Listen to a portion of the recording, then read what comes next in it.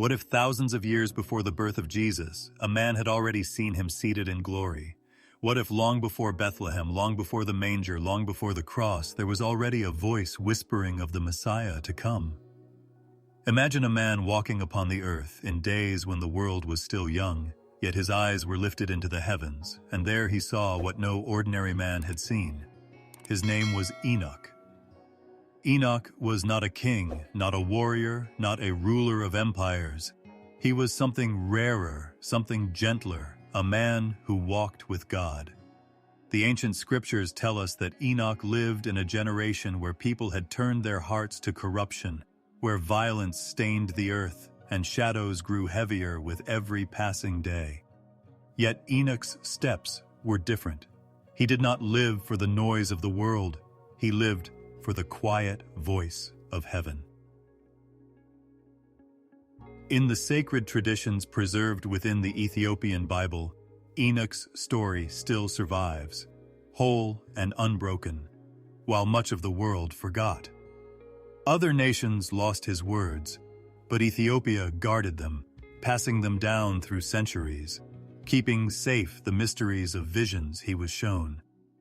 Within those pages lies a prophecy so wondrous, so hidden, that many who hear it for the first time can hardly believe it was spoken so long before the time of Christ.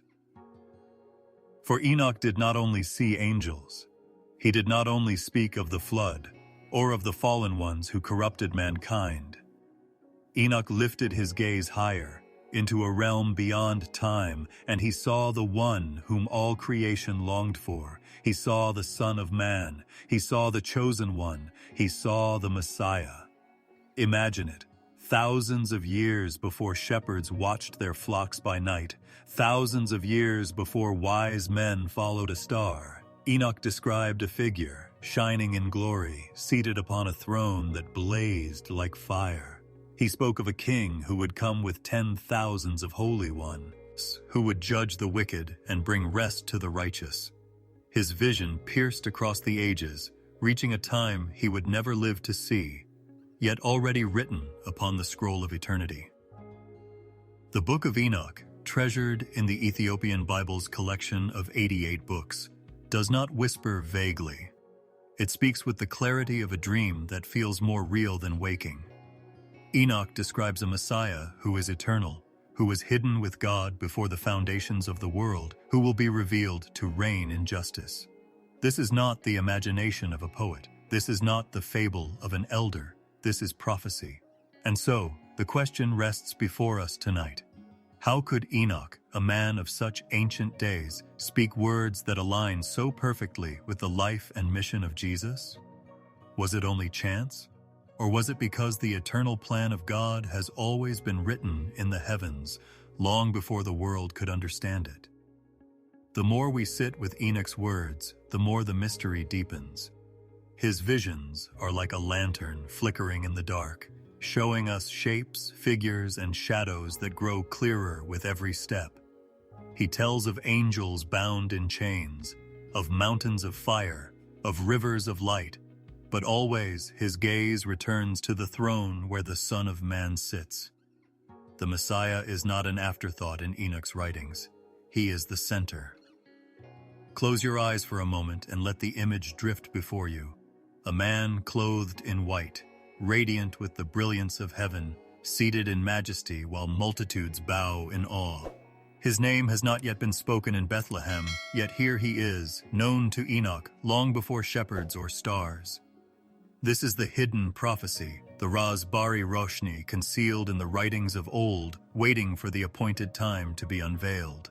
It is no accident that the Ethiopian tradition has preserved this book when so many others let it fade. For in its pages lies a reminder that God's plan has always stretched across generations. Enoch saw the Messiah before Abraham, before Moses, before David. He saw what even prophets longed to glimpse, and his words echo to us still, calling us to wonder, to quietness, to reverence. And now, as you hear these words tonight, let them fall softly like a lullaby in your heart. You are listening to a story older than kingdoms, older than empires, older than stone or sword. You are listening to the voice of one who walked so closely with God that he stepped beyond death itself, taken into the presence of the Almighty, and still he left behind this testimony that the Son of Man would come and that his glory would fill the earth.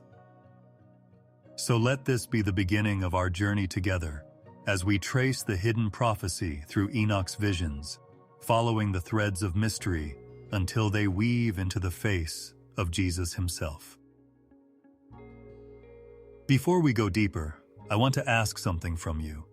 If this story has touched your heart, if you too want others to rest in these ancient words, help us reach 1,000 subscribers.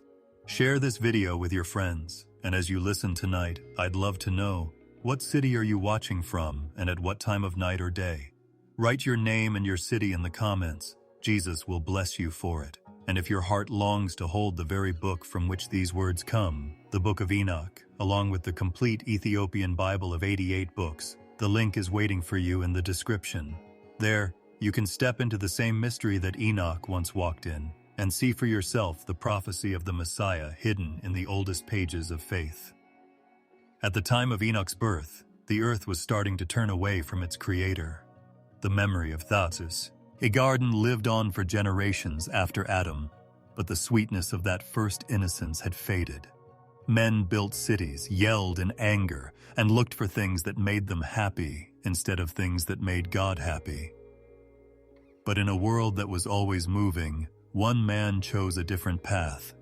Enoch was his name, and he chose to walk with God.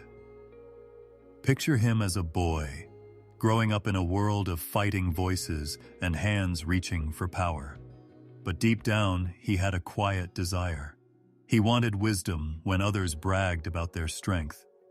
While other people filled their days with noise, he went to quiet places to listen for something bigger than himself. He was devoted to her not because he had to be, but because he loved her, and that love grew stronger with each breath of life. The Bible simply says that Enoch walked with God. These words are short, but they mean a lot to everyone. To walk with someone means to move in sync and share both the road and the heart. He trusted God's speed, whether it was fast or slow, and he kept his eyes on the one who was not there, as if he were closer than the air he breathed. Enoch walked steadily across fields and under the wide sky. He prayed softly, sang songs that no one else heard, and had a quiet friend who made the everyday things feel sacred. But Enoch was not free of sadness. He lived with people who forgot about their Creator, chose violence over peace, and traded kindness for cruelty. When he saw neighbors fighting, when he saw innocent people suffer, and when he heard the cries of the weak, his heart must have hurt. But he didn't let his soul get bitter. He brought those sorrows to God and laid them bare like wounds before a healer. In return, he got a peace that the world couldn't give him. He was a real man, a husband and a father. He raised kids, ran his household, and dealt with the same problems that every generation has to deal with. He was busy with his own problems, but he still found ways to let God's presence stay in his home. His kids saw him as more than just a provider. They saw him as a man who carried light within him and whose eyes seemed to see things that other people couldn't. He didn't keep his devotion to himself. It spread to his family, his community, and everyone else who was touched by his kindness. He showed God his feelings every day. He shared his happiness like laughter in prayer when he was happy. He let his sadness out in silence, waiting for his strength to come back. When doubt whispered to him in the dark, he didn't hide it. Instead, he told the truth and found that doubt melted away in the warmth of God's presence. He didn't act strong all the time. His strength came from knowing who he was with. The world outside got darker, and evil grew. But as the world moved further away from heaven, Enoch got closer. He was like a candle in the dark, with a small flame that wouldn't go out and a steady light that cut through the shadows. People may have made fun of him or thought his ways were strange because he chose to be humble when others wanted power. But even when people made fun of him, he didn't care because the voice of God was louder in his heart than the noise of people. There may have been times when he stood alone under the stars, looking up with tears in his eyes, amazed by how beautiful everything was. To some, it was just the sky, but to him, it was a sign that the Maker was close by. During those times, his heart opened like a book, and God wrote secrets on its pages that no one else could read. To walk with God meant more than just following the rules. It meant being close to him, being friends with him, and walking every day holy. His devotion didn't keep him from trouble, but it did change how he dealt with it. He didn't live for himself. He lived as if he belonged to someone else. He didn't chase after the world's treasures because he already had the one he loved. And so, even though his life was simple to people, it became a witness to something that would last forever. Picture him getting up in the quiet of the morning before the world woke up and saying thanks before the sun came up. Picture him stopping in the middle of the day, his heart lifted in silent prayer while others hurried through their work. Picture him lying down at night and telling God about his day in a whisper, as if heaven itself were listening and ready to answer. His devotion was not shown through grand gestures, but in the steady rhythm of every step. Maybe this is why he was shown visions of what was to come. A man who lived in harmony with God saw glimpses of eternity. He saw not only the problems of his own time, but also the hope of a Messiah who would come to make things right. His close relationship with the Creator helped him see truths that were much older than he was. But even before visions and prophecies, the most amazing thing was that his life was a prophecy, a living picture of what it means to walk faithfully with God in a world that doesn't believe in him. Enoch's story is not just about seeing the future, it's also about being devoted in the present. It's about being honest with your feelings in front of God, living your faith in the little things, and a man who chose God when others did not. His steps, though simple, echoed through the ages, reminding us that walking with God isn't about being grand. It's about being close, trusting, and whispering love with every breath. Enoch's story was almost forgotten, but in one place, his words were carefully protected and his book was kept as a treasure of faith while most of the world ignored it. That place was Ethiopia. The Book of Enoch was kept safe through hundreds of years of changing empires and beliefs in the highlands, where churches were carved into rock and prayers echoed through stone walls. The Ethiopian faithful kept his visions close to their hearts and passed them down as a living testimony of the mysteries revealed to their ancestors, while other traditions chose to forget them. The Ethiopian Bible is one of a kind. The Ethiopian Bible has 88 books, while most Christian traditions have 66. The Book of Enoch is one of the sacred texts that has been put aside for a long time. This decision was not made quickly. It showed how much they respected the early fathers' wisdom. They saw a thread in Enoch's visions that led to the Messiah, and they couldn't bear to cut it. For them, his words weren't just old poems, they were proof from God, the sound of a voice that had walked with God. Think about how monks and scribes have been copying Enoch's prophecy by candlelight for generations, hunched over parchment. They must have been scared at times because they knew they were not just writing a book, but also protecting a mystery that went back to the first man and would last until Christ came. Kingdoms rose and fell, languages changed, and cultures clashed outside their walls. But Enoch's voice lived on in the Ethiopian church.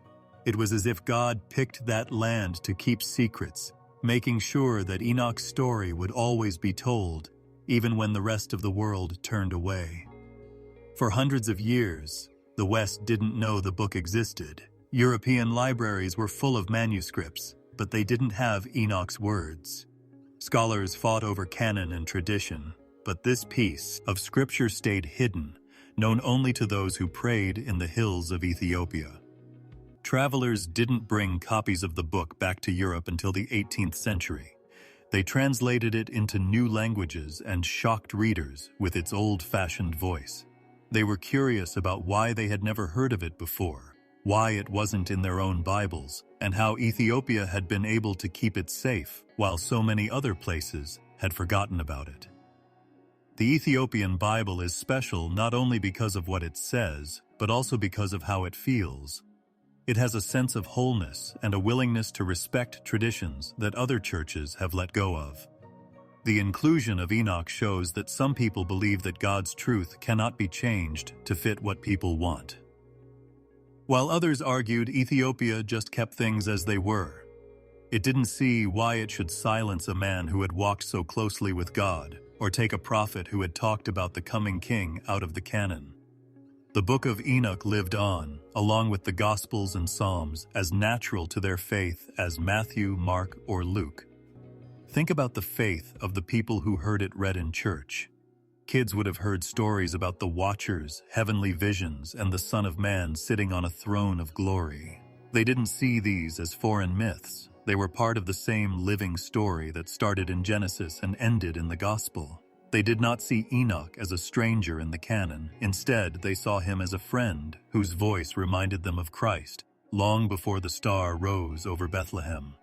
The fact that Enoch's prophecies and Jesus' teachings were the same gave them confidence that they were standing on promises that God had made long ago. It's not hard to see how a tradition like that would change a people. It was not a matter of pride for them to know that their Bible held more than others. They became keepers of voices that were almost silenced and protectors of visions that were almost lost. It was like they were keeping a flame alive that other people had let go out every time they opened the book of Enoch. And by keeping that flame alive, Ethiopia gave the world something valuable, a reminder that God's truth lasts even when people try to close the book. People often ask, why did Ethiopia keep what others threw away? The answer lies not in politics or convenience, but in devotion. The early Ethiopian church was very much like Jewish traditions because it came from ancient roots that valued the stories of prophets and patriarchs. They thought that Enoch's voice was not strange, but a continuation of the holy story. His visions were not strange. They were in line with what the prophets said and what Christ did. To take him away would have been like cutting a piece out of the tapestry of salvation, and they wouldn't let that happen.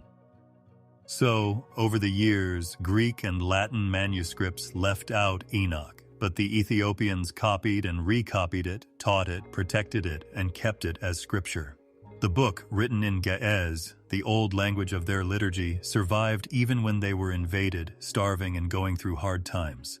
It wasn't a relic in a box. It was a living part of worship, a text read with the same respect as Psalms and Proverbs. The Ethiopian Bible became more than just a collection of books. It became a way to remember voices that the rest of the church had forgotten. It was Ethiopia's faithfulness that led the rest of the world to rediscover Enoch. Without their protection, the book might have been completely lost, with only a few early Christian writers mentioning it here in Tees. Here. Instead, it came back to the world with its visions still clear, ready to talk about angels, judgment, and the Messiah who sits at God's right hand. The Ethiopian Bible is unique, not only because it is bigger, but also because it shows how strong faith can be. It shows how faith can hold on to Enoch's hand when others let go. So, the story of Ethiopia keeping Enoch alive is a prophecy in itself, a quiet reminder that God always has a witness. There will always be a small group of people who remember, even if most people forget. Enoch's words were never silent in the mountains of Ethiopia, and because of their devotion, we can still hear his voice today, whispering through the years and always pointing to the one who was to come. In Enoch's writings, there is a moment when it seems like the veil of time is slowly lifted, giving us a glimpse of something that won't be revealed to the world for thousands of years. Enoch talks about seeing a figure that looked different from any other in his visions when he was taken from the earth to the heights of heaven. He calls him the Son of Man. The words are soft, mysterious, and strong all at the same time. Enoch was able to see one who shone brighter than all the angels, sat on a throne of glory, and was surrounded by light that no shadow could touch. This was before the gospel had spread to the rest of the world. Think about this. Long before the cross was raised on a hill, before the shepherds looked up at the sky on a holy night, there was already a testimony in heaven about the one who was to come. Enoch's description is not casual. It has a lot of weight, like he's saying something sacred that people shouldn't be able to hear. He talks about how this Son of Man was with God before the world was made and was chosen from all time. That one phrase makes the heart feel awe. How could Enoch, who lived long before Abraham, Moses, and even the founding of Israel, have such a vision? The picture he paints is beautiful. The Son of Man stands in purity, dressed in light. His face is as bright as the sun, and his voice is like many waters. The angels bow down to him, and all the powers of heaven obey him. Enoch watches this in silence, trying to hold on to the vision, and we, as listeners, want to see what he sees. Think about what this meant for Enoch back then. People around him lived normal lives, like building, farming, chasing their dreams, or turning away from God. But in the quiet of his devotion, Enoch was taken to heavenly courts and shown a figure who held the keys to eternal mercy and judgment. The Son of Man was more than just a name. It was the Messiah's image. The prophets did not come up with idea of the Messiah later. Enoch was given the gift of sight after the Messiah had already been revealed, enthroned, and chosen.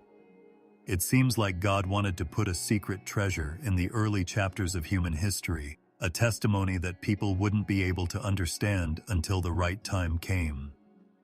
Enoch speaks of him with great respect. He says that this Son of Man will be a light to the world, that kings will be afraid of him, and that good will be happy to be with him. Pay attention to the tone. It is not one of fear for those who are faithful, but one of comfort and joy. He thought of the Messiah as a shepherd who was kind and strong and led those who believed in him. He was also the judge, though, and he held the fate of the wicked in his hands. The vision has a mix of tenderness and majesty. Enoch calls him the elect one, or the chosen one, which means that this person is different from all other beings, eternal and loved by God. The Messiah is not just a messenger. He is the plan of God come to life. Take a moment to close your eyes and picture scene in your mind. The stars fade away, the sky opens up, and a bright throne appears. Son of Man is sitting on it. His clothes are glowing like fire, and his eyes are both piercing and gentle. Angels gather around him in circles, their voices rising in songs that will last forever. His power reaches across all of creation, making the earth below look small and weak. Enoch stands in the middle of all this and feels the weight of eternity gently pressing against his soul. This vision isn't meant to scare him, it's meant to reassure him that there is one who is greater than all powers, one who will bring justice and one who will bring peace. What stands out is how this vision fits with later prophecies. The prophet Daniel would write about the Ancient of Days and one like a Son of Man who comes with the clouds of heaven hundreds of years later. Later, when Jesus was with his disciples, he called himself by the same name, Son of Man. Enoch was the first person to see it, the first to talk about it, and the first to testify to this heavenly figure. It seems like the vision was planted like a seed in the ground of time, waiting for the right time to grow. When Christ finally came, those who could see could look back and see that story had already been told a long time ago. Enoch's vision of the Messiah was more than just a dream. It was a vow. He saw that the good would be with him, that sorrow would go away, and that the bad would be taken away. He saw hope written all over time. His words are like a lullaby for tired hearts. They remind us that no matter how dark the world gets, he is one who is light itself and will never leave those who walk with him. When the world around you feels heavy at night, Enoch's vision softly tells you that there is a throne above, a king on it. Enoch's vision wasn't just about power or greatness when you think about it. It was very personal. He knew that this Son of Man would understand the pain of people, speak up for them, and dry their tears. The Messiah was not far away in the heavenly vision. He was close by, easy to reach, and kind. He reached out to the faithful even when he was at his best. That softness is what makes the prophecy so powerful.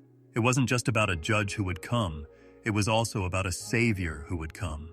The good news was already alive in Enoch's visions long before the word gospel was ever spoken.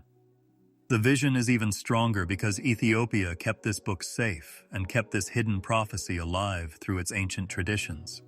Ethiopia kept the writings of Enoch, which were the only ones that remembered the testimony of the Son of Man. Now that we read these words, it feels like opening a door that has been locked for thousands of years. The prophecy's light shines again, and it still has the same calming power that it did in the past. The Son of Man is eternal, unchanging, shining, and still reigning in glory. Let these words wash over you like a calm stream. Let yourself rest in the thought that Enoch's eyes once saw what hearts still long for today. He has always been and will always be the Son of Man, the Messiah, and the Chosen One.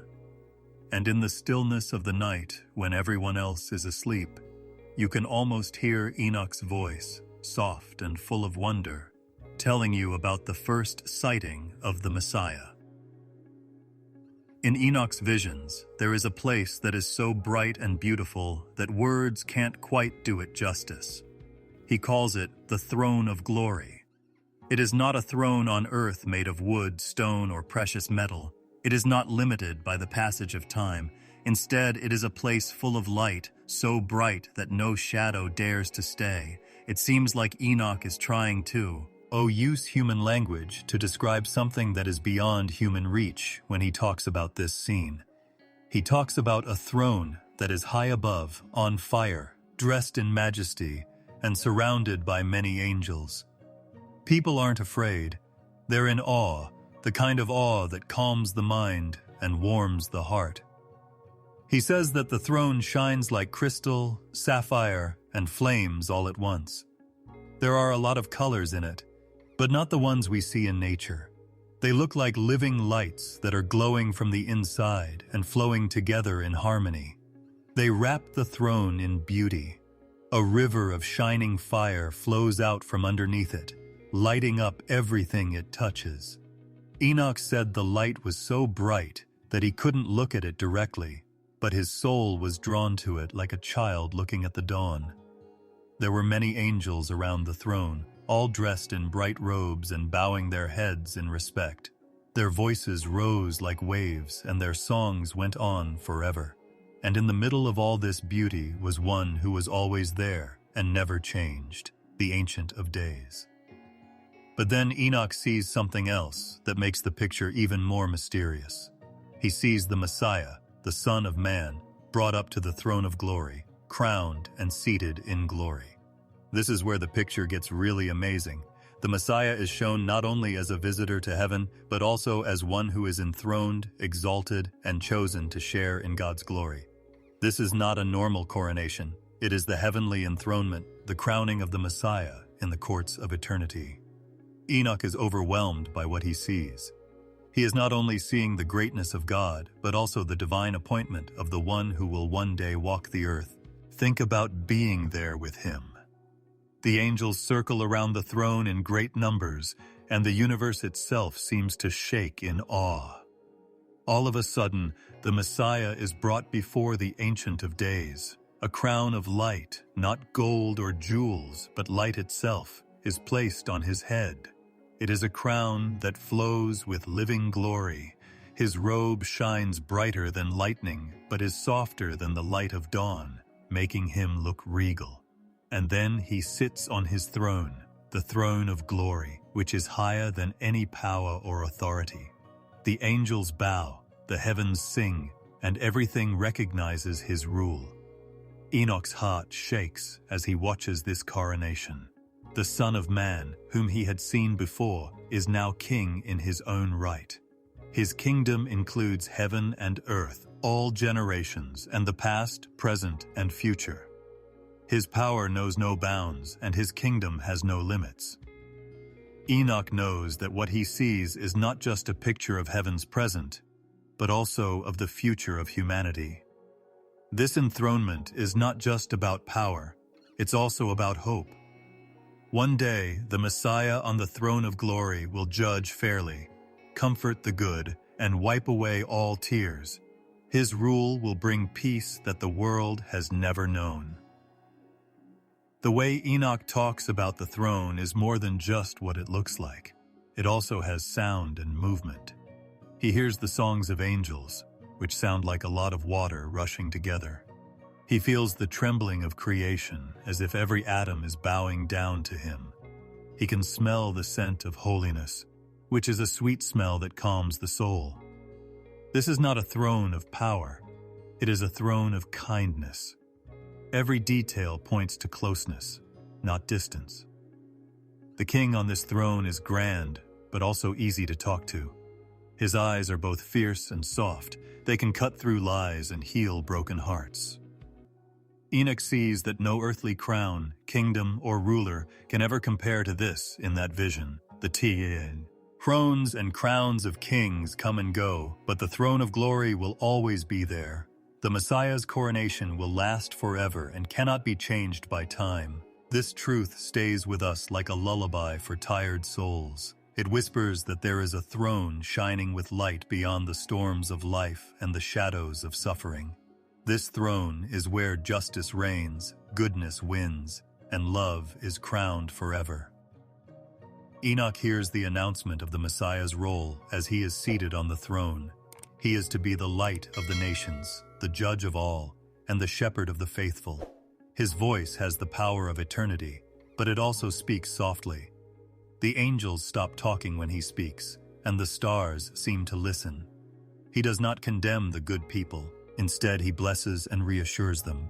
He says he will bring the scattered together, make the weak stronger, and lead the lost to him. The throne of glory is more than just a place of power. It is also a place of eternal comfort. It feels like a dream happening in the stillness of night. You lie still, and the world around you is quiet. In your mind's eye, you see the throne of fire, the endless choir of angels, and the Messiah being crowned in glory. The vision is so clear that it feels real, like you're really in that bright hall watching the story of eternity unfold. His crown's soft glow warms your heart, the flowing river of fire calms your spirit, and the endless songs of angels wrap around you like a soft blanket. In this vision, all of your fears and worries go away, and all you have left is peace. Enoch's description of the throne of glory is more than just a beautiful picture. It is a reminder. It reminds everyone that history has a purpose, that life has a direction, and that above all the chaos of the world, there is a throne where the Messiah rules. His coronation guarantees that evil will not endure indefinitely, that injustice will not remain unaddressed, and that sorrow will not prevail. It is the promise that love will last, that peace will last, and that goodness will win. And in the quiet of Enoch's vision, this promise shines brighter than all the stars. So Enoch, the man who walked with God, sees the Messiah on the throne, crowned with glory, and sitting on the eternal throne. And even though his words have traveled through time to reach us, they still have the same calming effect. They calm anxious hearts, ease tired minds, and show lost souls the way.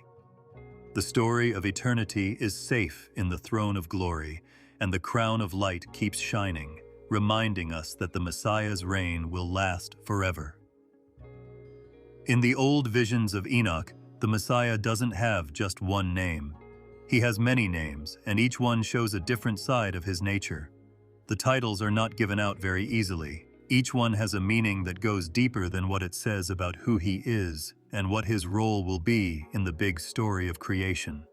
When Enoch looks at his visions, he hears the heavenly host say these names, and each one sinks into his heart like a secret that has been kept for all time. The Elect One is the first title that stands out. This title gives the impression that you were chosen before the world was made. The Messiah is not an afterthought or a plan made because people failed. He is the one who was chosen by God long before time began. Enoch sees him as the elect one who will bring justice to the world, be the light of the nations, and be in charge of everything.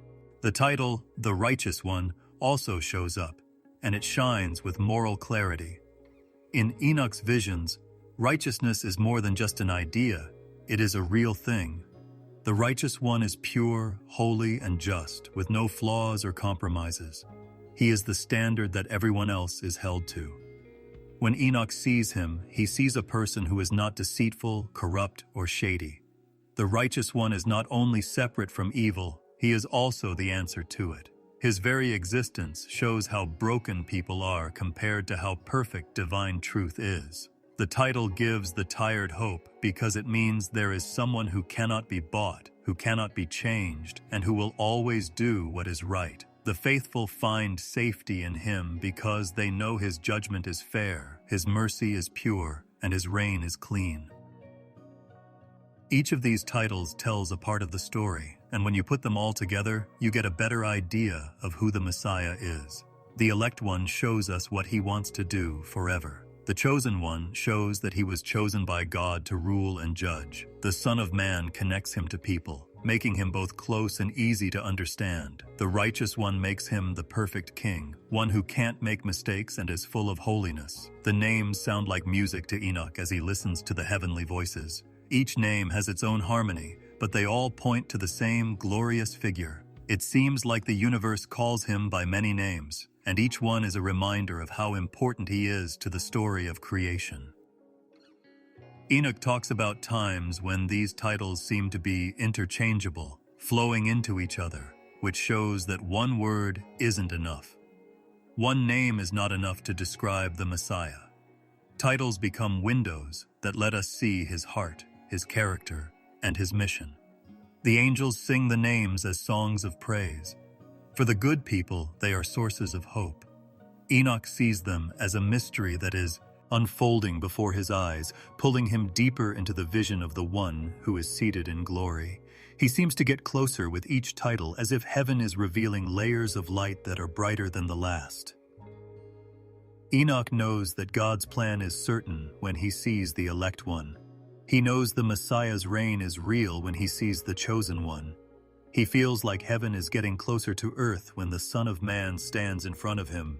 He knows there is purity that time can't touch when the Righteous One shines in front of him.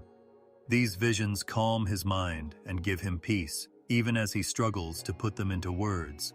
They remind him, and through him, us, that the Messiah is not a far-off figure shrouded in mystery, but one whose names speak directly to the heart. The way these titles talk is also gentle. They are not just declarations of power.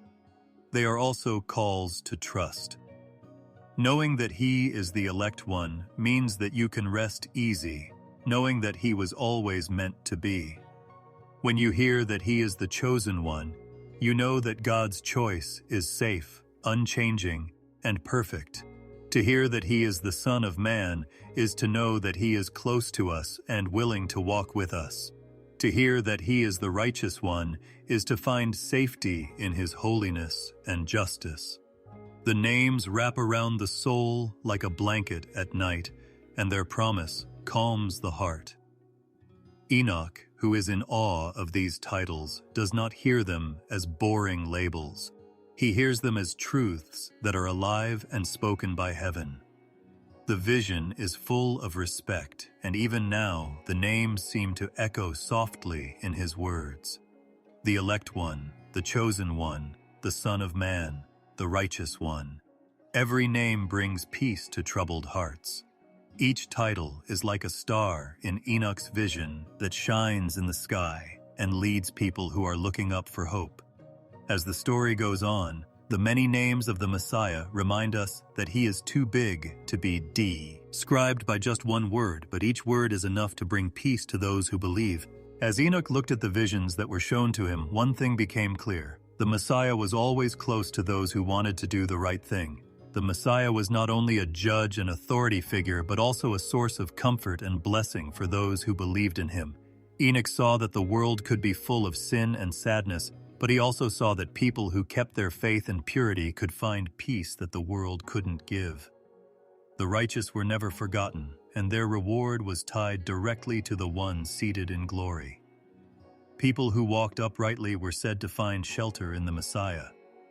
Enoch saw the righteous people surrounded by his light, as if the light of his presence was a shield around them. This light wasn't harsh or blinding. It was soft, like the light of dawn rising after a long night. It wrapped around the faithful, making their worries go away and lightening their burdens. Kings might plot, the wicked might get arrogant, and the world might go crazy, but those who held on to what was right found safety in him. Enoch's vision gave them hope. The Messiah would be their safe place, their protector, and the one who would never leave them. He also saw blessings coming from the Messiah like a river of life. These gifts weren't just money or power, they were deeper treasures. Peace for the heart, strength for the tired, and joy that couldn't be taken away by anything. In Enoch's vision, the righteous weren't always strong by the world's standards. Many of them had been made fun of, oppressed, or forgotten. But in the eyes of heaven, they were important, and the Messiah honored them. Their prayers were heard, and their struggles were not in vain. They remembered every tear they shed, and the Messiah comforted them. Enoch heard angels talking about how the good people would get glory, not a glory that fades, not crowns of gold that lose their scent or shine, but eternal life with the Messiah himself. They would share in his joy and walk with him in perfect harmony.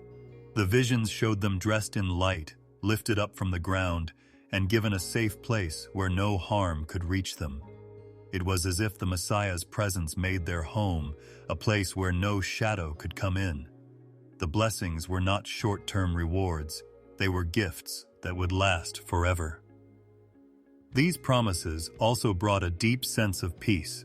Enoch believed that peace was not just the absence of conflict, but the fullness of God's harmony resting on the faithful. It was like seeing a shepherd lead his flock into still waters, taking care of them and keeping them safe when he saw the Messiah with the righteous. The world couldn't fake this peace. It didn't need kingdoms, armies, or money.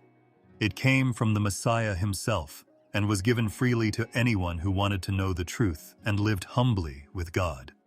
The righteous would find comfort in it, like tired travelers who have found a place to rest after a long and hard journey. Enoch also saw that the Messiah's blessings were not just for individuals who were good, but for the whole community. The faithful would come together, and his presence would make them stronger as a group. They would no longer be spread out or alone. Instead, they would stand together as one people, united by the joy of being close to him. Enoch talked about a big gathering where the good people sang praises, not out of anger or sadness, but out of gratitude. It was a picture of peace, with many souls singing praises together, their hearts full because the Messiah had made them whole.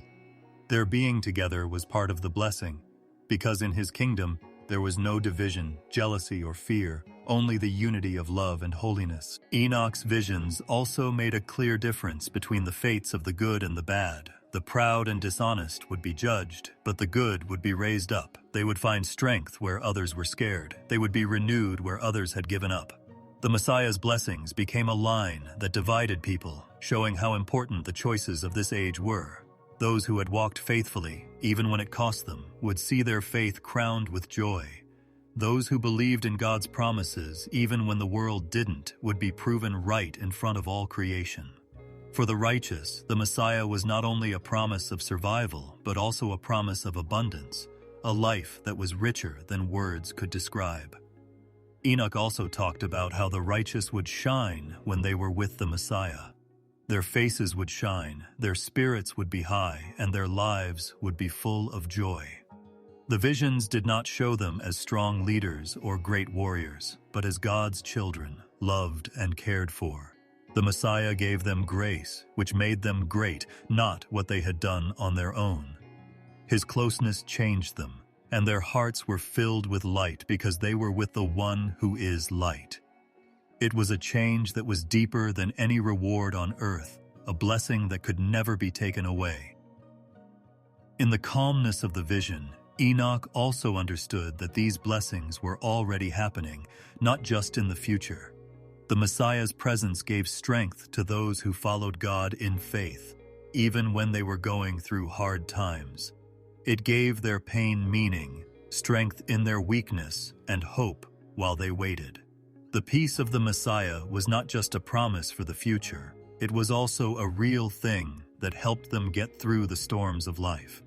To walk with God was to already taste the blessing and feel the comfort of His presence. The fullness would cease Om in eternity, but every prayer that was answered and every moment of peace found in the middle of trouble was a taste of it. As the vision progressed, the image of the Messiah and the righteous transformed into one of deep tenderness. He wasn't far away or hard to reach. He was close by, walking among the people who loved Him. He didn't hold back His blessing. He gave it freely, like a spring that never runs dry. No matter how small or hidden they seemed to the world, God did not forget about the righteous. The Messiah saw them, valued them, and kept them in His heart. Enoch's vision made it clear that the faithful will inherit the Messiah's blessing and that His peace will be their eternal reward. Enoch's visions showed not only comfort for the good people, but also a painful truth for those who had turned away from God. He saw the Son of Man in his visions. He was sitting on a throne that no evil could touch, and the heavens around Him were shaking at His presence. It was a picture of mercy and blessing, but it was also a picture of justice. The Messiah was shown not as someone who ignored evil, but as someone who would face it, weigh it, and bring it to its rightful end. These visions never forgot about the evil people who enjoyed violence, oppression, and lying. They stood in front of Him, unable to hide what they had done in the dark. To Him, even the darkest shadows were as clear as the noon sun. Enoch said that the nations trembled before Him, and that the kings of the earth, who thought they were unshakable in their power, would suddenly see their thrones crumble beneath them when the Son of Man came. In His light, all of the pride of the proud, the riches of those who hoarded gold at the expense of the poor, and the cruelty of tyrants who enslaved others for their own gain would be taken away. At that moment, they had nothing to say, no excuse, and no smart way to get out of feeling guilty. The wicked were not only punished, but the truth itself was revealed to them. Enoch didn't just see a warning from far away. He saw a declaration that every act of cruelty had been seen, every injustice noted, and every tear shed by the innocent remembered. The Messiah, the chosen one, was not a bystander. He was the judge who weighed the scales of eternity. Men in power used the courts to get what they wanted, but His court would never take a bribe. His voice would speak louder than the cries of the oppressed, cutting through lies like a sword. This is why Enoch's vision made people feel both good and bad. For those who wanted to be good, it was hope, but for those who thrived on evil, it was the certainty of a reckoning. He could see how the bad people would try to run away, as if mountains and caves could hide them from His sight. They would ask the earth to hide them, but the very thing they had used would not let them in. The stars, the seas, and the forests, all of these things that people had abused out of greed, would testify against them. And in that revealing, the evil people had to face something they had been avoiding for a long time. The truth that life was not theirs to ruin, and that every gift of breath and body was accountable to the one who had given it. Enoch's words painted a scary picture, as if to remind everyone that evil was only a short time and would eventually fade away. But the vision brought more than judgment. It also brought a strange sense of peace. Enoch knew that justice was a kind of mercy, and that a world without justice would be unbearable, chaotic, and meaningless. The Messiah's coming to fight evil was not cruel. It was a way to restore balance and harmony where it had been broken. The Son of Man would dissolve lies and violence, just like the light of dawn dissolves darkness without any effort. This would bring creation back to the order that God intended. For those who were scared by this vision, there was as still an open invitation to turn away from evil before the day of unveiling came, to seek mercy while it was still possible. Enoch said that the Messiah was the one who had power directly from the Most High, and he never wavered in that power. No enemy could defeat him, and no rebellion could succeed, because his rule was not of human origin, but of eternal design.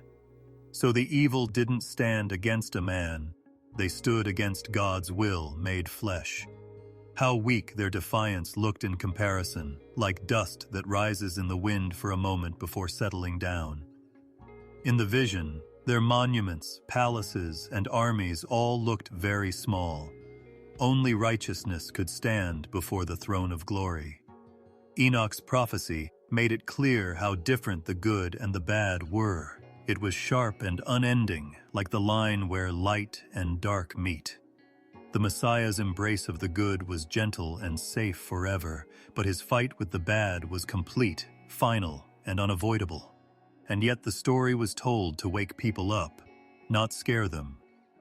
There was a question that stayed in the minds of everyone who listened to Enoch. Where do I stand? Do I walk with the good people, relying on the mercy of the chosen one? Or do I hide with the bad people, hoping that the day of revealing never comes? The rhythm of his vision moved like a tide, putting the mind at ease. As the heavenly host gathered around the throne, you could almost hear the quiet beating of their wings. In their song, they said that God's justice was beautiful, not terrible. In heaven's courts, justice wasn't just getting back at someone, it was finishing what had been started and healing what had been hurt. This is why the Messiah's job was to be both merciful and judgmental. Without one, the other could not exist. To fully bless the good people, he had to get rid of the evil that was threatening them. He must put an end to the chaos in order to bring peace. He has to get rid of the shadows before he can plant light. Enoch's eyes must have felt the weight of the truth of this vision settle on him like a cloak as he looked around. It was a revelation, not just for his time, but for everyone who would ever hear about it. People would say these words over and over again for generations to come, trying to figure out what they meant, and seeing in them the shape of a promise, that evil would not rule the world forever. That evil, no matter how loud or proud it looked, was going to fall apart when the Son of Man looked at it. And maybe the best thing about it was that the Messiah was not only a savior of souls, but also a judge of the wicked, making sure that darkness would never win. There was a secret in the heart of eternity before the world was created, before mountains rose from the sea and rivers carved their paths through the land. Enoch's visions showed him the answer to this mystery. The Son of Man, the chosen one, was not an afterthought or a quick fix for human failure. He had been with God since the beginning. He didn't come from time. Time came into being through him. The stars shone endlessly. The oceans moved in a huge rhythm, and the roots of trees drank silently from the soil. All of these things showed that he was there. It was as if the world had a hidden plan, and in that plan was the shape of the Messiah, who was already known, chosen, and seated next to the Most High. Enoch saw something that few could have imagined, that the Son of Man had already been prepared before people ever walked on the earth and before sin ever touched creation. He was hidden from the eyes of angels and humans, kept in God's secret counsel until the right time. This wasn't a secret because they didn't trust each other. It was because God knew it was the right time to keep it safe, like a priceless treasure. His name was already written in the heavenly tablets and the eternal records that were made before the stars shone. When Enoch talked about the Son of Man, he wasn't talking about someone who suddenly showed up. He was talking about someone who had always been there, hidden but always there, waiting to be revealed. The thought itself makes the soul quiet, like standing on the shore of an old sea and realizing that the waters go on forever. The Son of Man was hidden, but everything in the world spoke of him. The sun's warmth hinted at his light. The mountain's steadiness hinted at his strength, and the cycle of day and night hinted at his eternal nature. In this way, the world was always with him, even though his fullness was never seen. Enoch's vision opened a curtain that let him see the eternal plan. The Most High never meant for creation to exist without its Redeemer. Even before people failed for the first time, there was already a plan in place. This truth was very sweet. It meant that the Messiah was not a distant figure who came to help when things went wrong, but a friend of creation from the very beginning. He was there when the dirt was turned into people. He was there when the first breath of life was taken. He was there when the first man and woman saw how beautiful the garden was. Even though he was hidden, his presence flowed through every part of existence like an unseen river. He made the world and set its course. The hiddenness wasn't the same as being gone. It was getting ready. This revelation must have filled Enoch's spirit with awe, because he walked so closely with God. Picture seeing a figure that hasn't been seen by humans yet, shining with eternal glory and set apart since the beginning of time. His throne was already set up, even though it couldn't be seen on earth. He already had power, but people didn't know it yet. In Enoch's vision, he was the lamp hidden behind a veil, waiting for the right time to shine. And even though the angels looked very beautiful, they looked at him with respect because they knew he was the chosen one. The Son of Man's hiddenness wasn't just about time, it was also about what it meant. It talked about a God who moves slowly and carefully, revealing his plans like a scroll with golden letters, one line at a time. The fact that the Son of Man had been with God since the beginning of time reminded everyone that redemption was not an afterthought, but the main point of life. The world was made with him in mind, as if creation was a stage and history was the story of the Messiah. The story couldn't be told without him. Enoch's words made it seem like even the angels were amazed by this mystery. They had seen worlds come into being and galaxies spin in their never-ending dance, but the Son of Man was still hidden among the plans of God. It was like the Most High kept his presence a secret, only showing it to people he chose. Enoch was taken to heaven and shown this so that people in the future would know that the Messiah's coming was not sudden or by chance, but was planned from the beginning of time. The message was clear. He was ready long before the world needed to be saved. This vision is very comforting. It is known that love was always at the center of creation because the Messiah was with God from the beginning. The Son of Man was already in the story, waiting for the hour of revelation, even when people fell, even when violence filled the earth, and even when darkness seemed to take away all hope. God wasn't surprised by failure because of this. It meant that despair was never the end. It meant that mercy had been around for a long time. The hiddenness also teaches you to be patient and to have a quiet rhythm of trust. Like the Messiah, who was hidden until the right time, many promises take a long time to come true. Enoch's visions remind us that things that are hidden are not lost, and things that are not seen are not real. The fact that the Messiah has been with God since the beginning shows that the unseen often holds the most truth. He was with God in silence and in secret until the world was ready to see him. And when he was revealed, it wasn't like a stranger coming onto the scene. It was like the one who had always been there, the one creation had always wanted, but didn't fully understand. God and the Son of Man had a bond that would never break. One that was older than the mountains, deeper than the oceans, and stronger than time itself. When you hear these words in a sleepy, quiet voice, you are surrounded by the vastness of eternity. You can picture yourself floating in the quiet before creation, where the silence is not empty, but full of his presence. Enoch saw himself standing here, not in the flow of his story, but in the stillness beyond it. He saw the Son of Man, who was hidden but always there.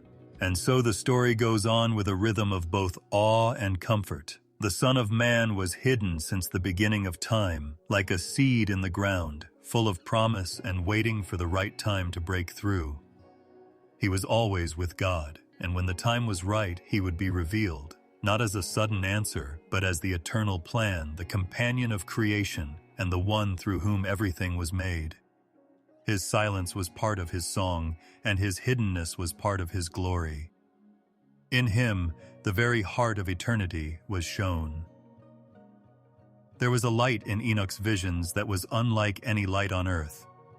It looked like it came from eternity itself. It wasn't the sun's light that rises and sets, or the weak glow of a lamp that flickers in the wind. This light never went out. It was pure, full of mercy and unshakable truth. Enoch said that this light was connected to the Messiah, who was chosen before the world was made. His light was not meant for just one group of people, nor was it limited to a single tribe or country. It was a light that crossed valleys and oceans and shone on every nation, every language, and every family on earth. The light of the Messiah was the light of nations, and it was meant to break through the darkness that covered the world.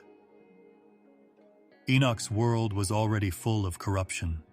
Violence was everywhere. Pride had poisoned men's hearts, and the weak were crushed by oppression.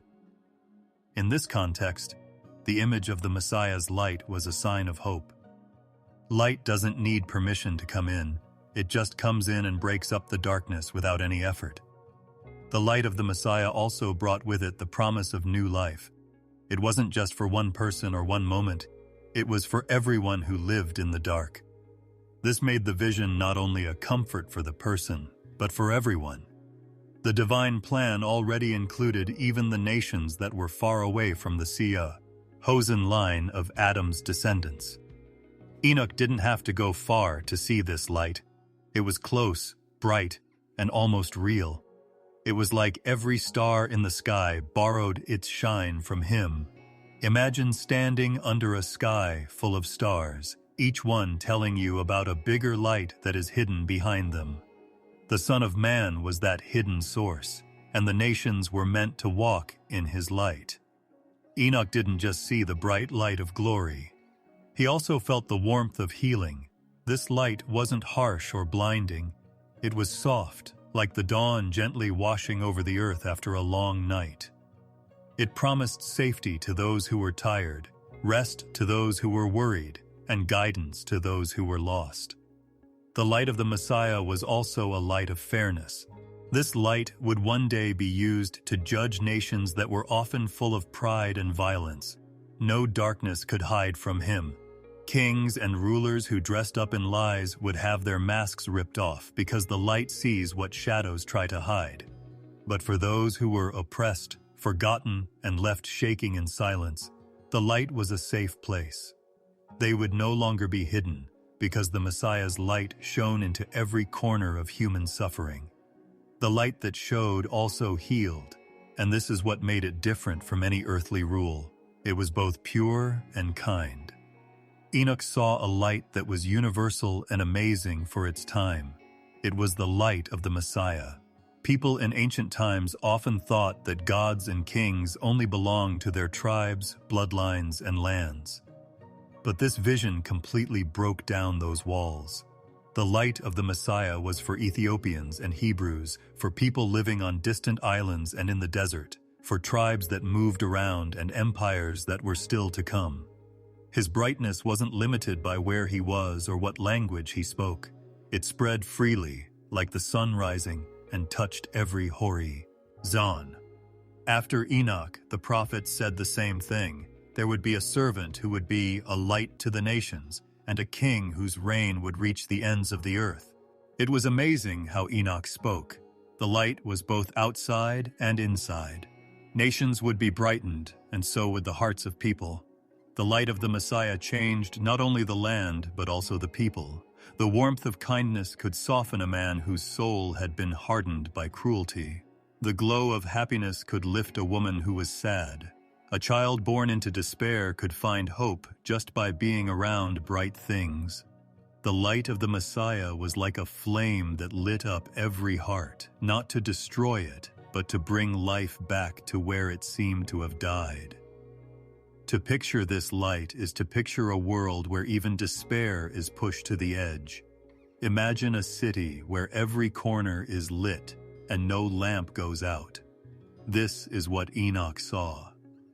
This light, on the other hand, was eternal, unlike the power of human kings, which fades with their lives. Empires come and go, and nations rise and fall, but the Messiah's light stays bright and unbroken. His light was not just for his time, but for all the generations that would come after him.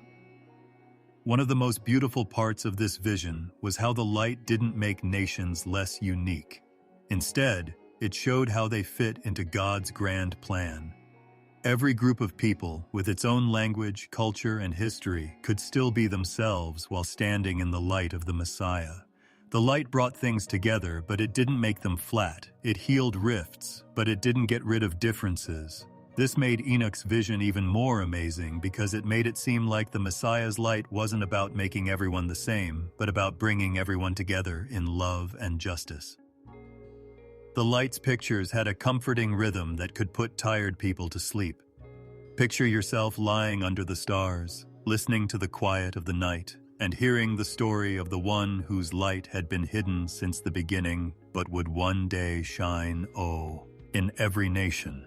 The vision wraps itself around you like a warm, still blanket, letting you know that the Messiah's light can never be put out, no matter how dark the world gets. And in that light, countries would discover their true purpose.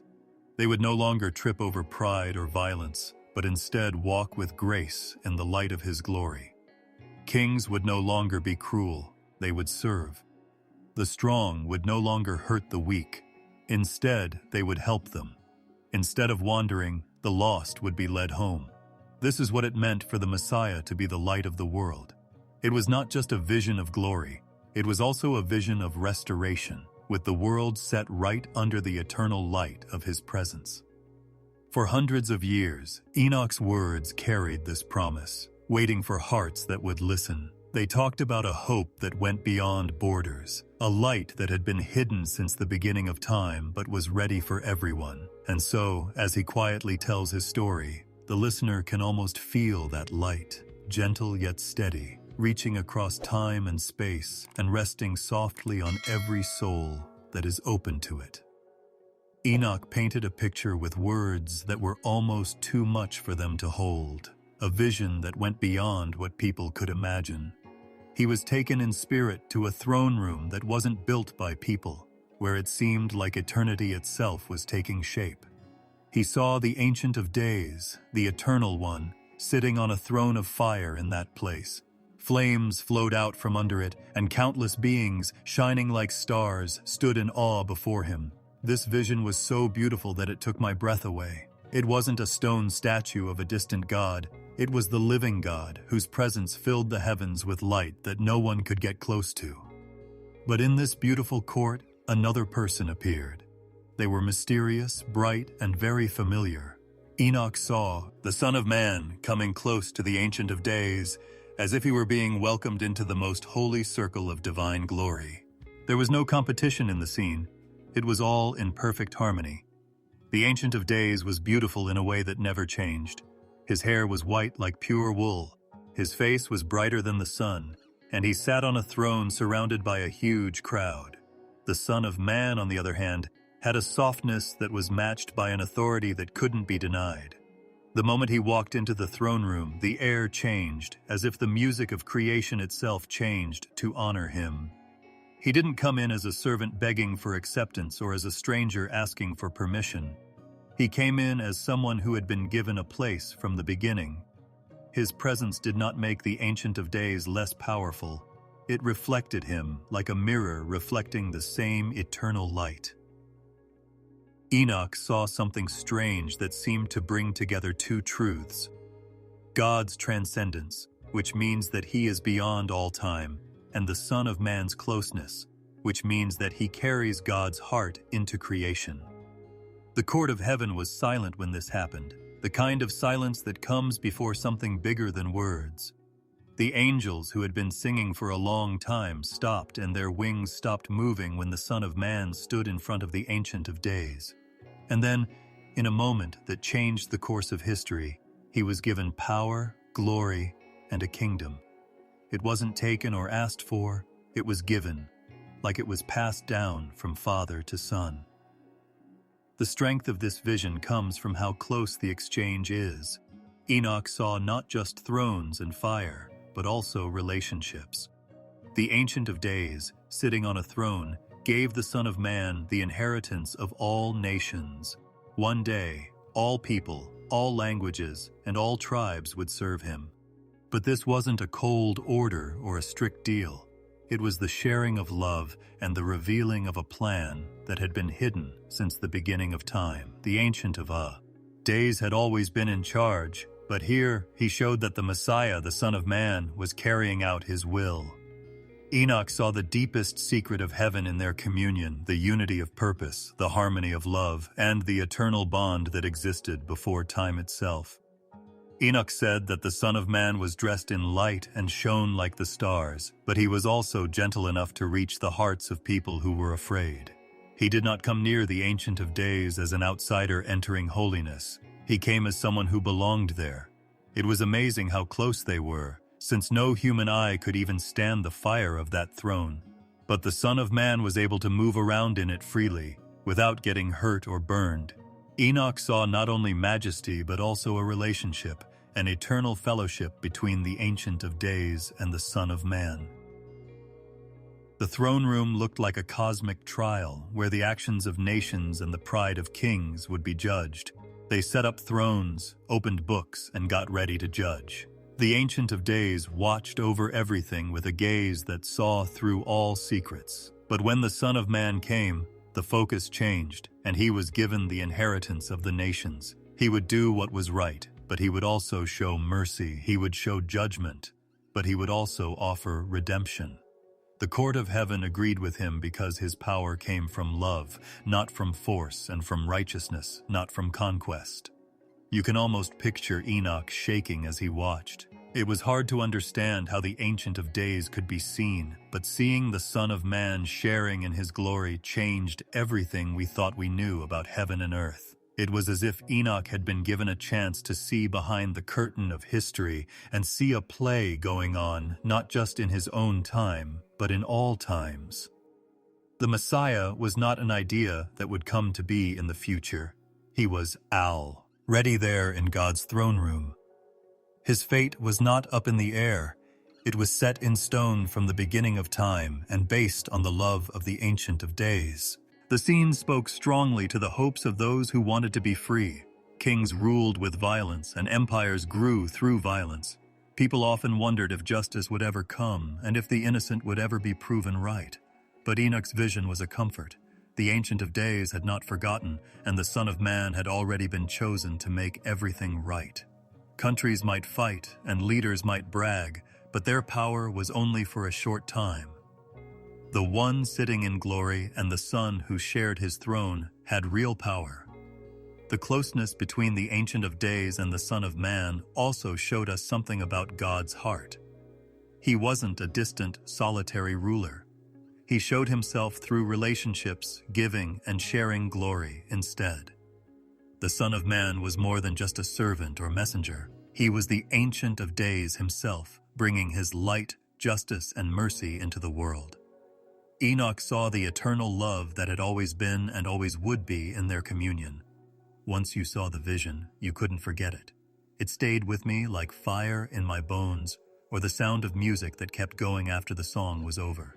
Enoch had seen a mystery that connected heaven and earth, the past and the future, the Ancient of Days and the Son of Man. It was a vision that spoke to generations that had not yet been born, promising that the throne of heaven was not empty and that its plans were clear. The Ancient of Days was in charge, and the Son of Man shared his glory. He was meant to bring light, justice, and peace to all nations. And so, in the quiet of that heavenly court, with the throne's fire burning and the angels gathered in awe, Enoch saw the joining of majesty and mercy. He saw the eternal God sitting in glory and the Son of Man standing next to him. In their company, he found the promise of all ages, a kingdom that would never end, a reign that would never end, and a light that would shine on all nations forever. Enoch's vision of judgment is unlike anything else that has been found from ancient times. It is not just a quick picture of judgment. It is a broad and detailed look at the cosmic trial that is coming for both people and angels who turned away from their Creator. Enoch was taken to a place in his visions where heaven and earth seemed to meet. It was a huge, beautiful court filled with light, but it also had the weight of eternal seriousness. The radiant throne was in the middle of this court. The one who sat on it was called the Son of Man, the Elect One. He shone brighter than the sun and had power that came from doing what was right, not from force. It looked like everything in creation was bowing down to this figure because it was clear that the fate of every soul, both mortal and immortal, depended on him. The court's meeting started with a call. Many people came forward, each from their own age and place. Kings of the earth, who were once proud and strong, walked in fear. The judge looked at the rich and powerful who had hurt the weak and the poor and broken. They were now all equal. The throne only recognized truth, so it didn't matter what nation, rank, or language you spoke. The big armies and their generals, whose hands had been stained with innocent blood, could no longer hide behind flags or power. Here in the open, even the smallest acts of kindness or cruelty that had gone unnoticed by men were written down. The court didn't listen to excuses or persuasion. It only listened to the truth. But what shocked Enoch the most was not just the presence of men, but also the sight of beings from outside of earth. The fallen angels, who had left heaven and given people forbidden knowledge, were brought into the hall of judgment. Their presence was scary. They were beautiful but ruined by rebellion. They used to be great, but now they looked broken and stripped of honor, their pride silenced by the brightness of the throne. They had lied to generations, caused chaos, and left a path of destruction. Now they were facing the person they had fought against. Their leader, whose name scared people all over the world, shook with fear as the verdict drew near and couldn't look up at the Son of Man. The scene of judgment had an otherworldly mix of quiet and noise. There was silence when the judge looked into the heart of each soul, because nothing could be said to stop his vision. When the books of deeds were opened, the sound of their pages echoed through the hall like waves hitting the shore. There was no mistake in these huge books that held all the details of human life. They carried the laughter of kids, the prayers of the faithful, the cries of the oppressed, and the sins that people did in the dark. The memory of God was perfect, so nothing was left out or forgotten. As each record was read, the truth became clear, and everyone agreed that the verdict was fair. Enoch saw how happy the righteous were, those who had suffered and waited for a long time. When their names were called, their tears turned into crowns of light. Their acts of kindness, which people on earth often forget about, now shone like jewels.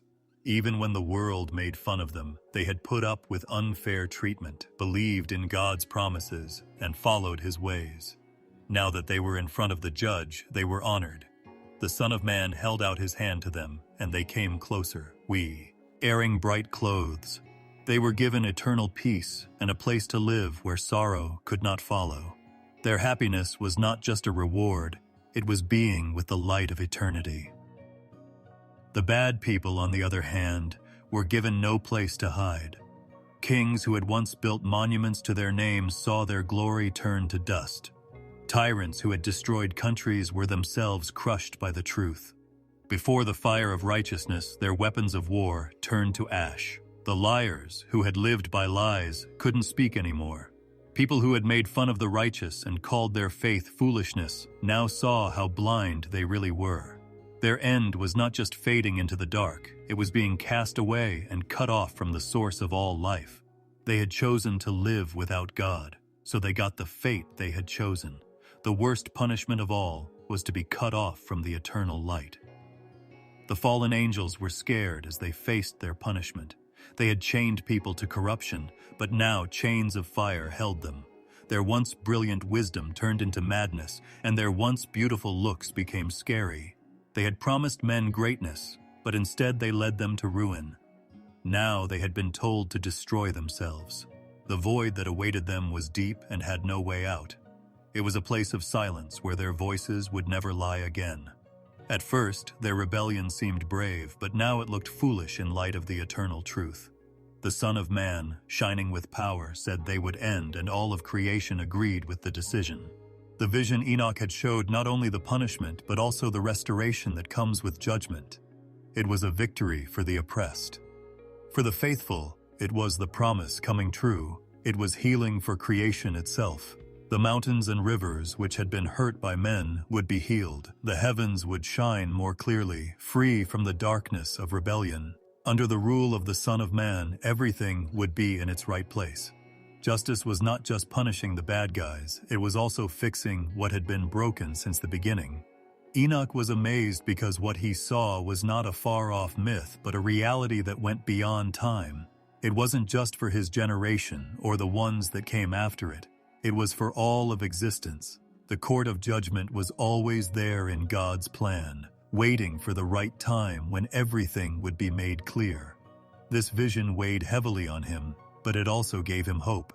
Even though judgment was scary, it also showed how much God loves the righteous and how he remembers every tear and every act of faith. Enoch understood that judgment was not only about counting, but also about showing the true nature of every being as he looked at the throne. The judge's glory shone through the righteous, who were like children of light. The evil people were shown to be what they had always been, empty of truth and full of shadows. The fallen angels were shown to be liars when their disguises were taken off. Judgment was the truth coming out, and in that coming out, God's justice shone brighter than the stars. And through all of this, the figure of the Son of Man stayed the same. His face showed both mercy and justice, and his eyes showed both tenderness and fire. He was the long-awaited friend and savior for those who believed in him. For the evil, he was the truth they couldn't escape. He was the authority that the fallen had rebelled against and couldn't get away from. All of creation bowed before him because he was the one who had been hidden since the beginning of time and was now revealed as the judge of all. The court was amazed because he showed them the perfect balance of justice and mercy and brought back the eternal order. One of the most interesting things that Enoch saw in his visions was not only the fate of humanity, but also the Messiah's power over beings that had existed long before humans. The angels were made to carry out God's will, and they are beautiful and strong. But there was rebellion among them, and a lot of them had broken the peace of heaven. These were the Watchers, who came down to earth, married human women, and taught secrets that were never meant for people to know. Their fall shook all of creation, because what had been pure was now corrupted. In the middle of all this chaos, the Messiah appeared, not just as a savior for people, but also as the one who had unquestionable power over these heavenly beings. His rule extended to places that could not be seen, holding back what had tried to break free from God's order. The Watchers' rebellion had hurt creation deeply. Enoch said that they left their high position because they wanted to be with mortals and share forbidden knowledge with them, like how to make weapons, use charms, and use magic. This knowledge, which seemed advanced, only caused destruction and made the earth violent and greedy. This evil union gave birth to giants who scared the world. People cried out in pain, and even the earth seemed to mourn. But even when the Watchers were at their most rebellious, they were still under God's authority. Enoch's visions showed the Messiah standing as the one chosen to judge and rule over these beings. This put them under his command and reminded all of creation that no angel, no matter how powerful, could escape too. The hand of God's chosen ruler. Even the scariest of the fallen trembled before the Messiah's throne, which shone brighter than any star. They used to walk with pride and arrogance, but now they were brought low in chains of fire. The Messiah, also called the Son of Man and the Elect One, took over their territory and took away the power they had abused. Not only were they judged, but they were also made subject to his authority. It was a shocking change because these beings had once tried to put themselves above man and rule over all of creation. Instead, they found themselves in front of the person they had looked down on, the hidden figure who had been with God from the beginning and was now the judge and sovereign. The Watchers who had led nations astray with lies and idols were called, and their voices were silenced when he looked at them. Their secret arts, which had controlled people's minds, disappeared in the light of his truth. People who had told kings to build cruel empires and rulers to wage endless wars were finally revealed. They could no longer hide their power because he had taken it away from them. Enoch saw them shaking, like stars that had fallen and were being pulled back into order after their rebellion was put down. The Ancient of Days made a decision that gave the Messiah power. It wasn't just through force. His rule was the end of a plan that had been in place since before the stars were born. Even the angels who had always been loyal and never strayed knew that the Messiah was the best.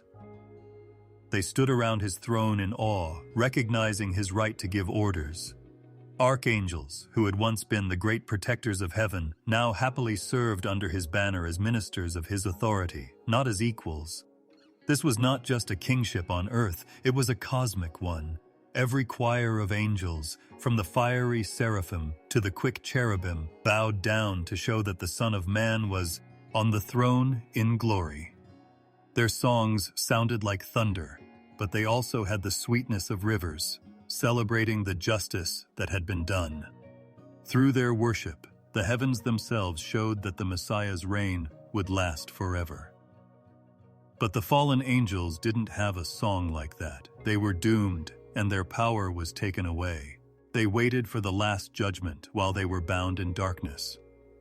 Even there, in their captivity, they were still under his command. His order kept them from hurting creation anymore. This proved that his rule was not just for a short time, but for all time, even in the depths of the abyss.